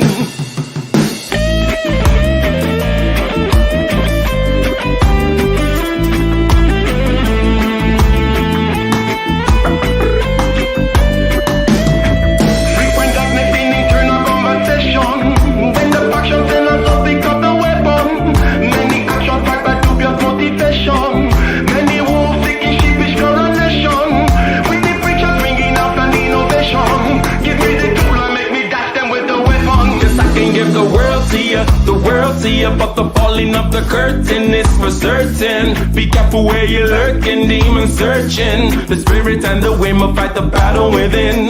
Cause I can give the world to you, the world to you. But the falling of the curtain is for certain. Be careful where you're lurking, demon searching. The spirit and the women fight the battle within.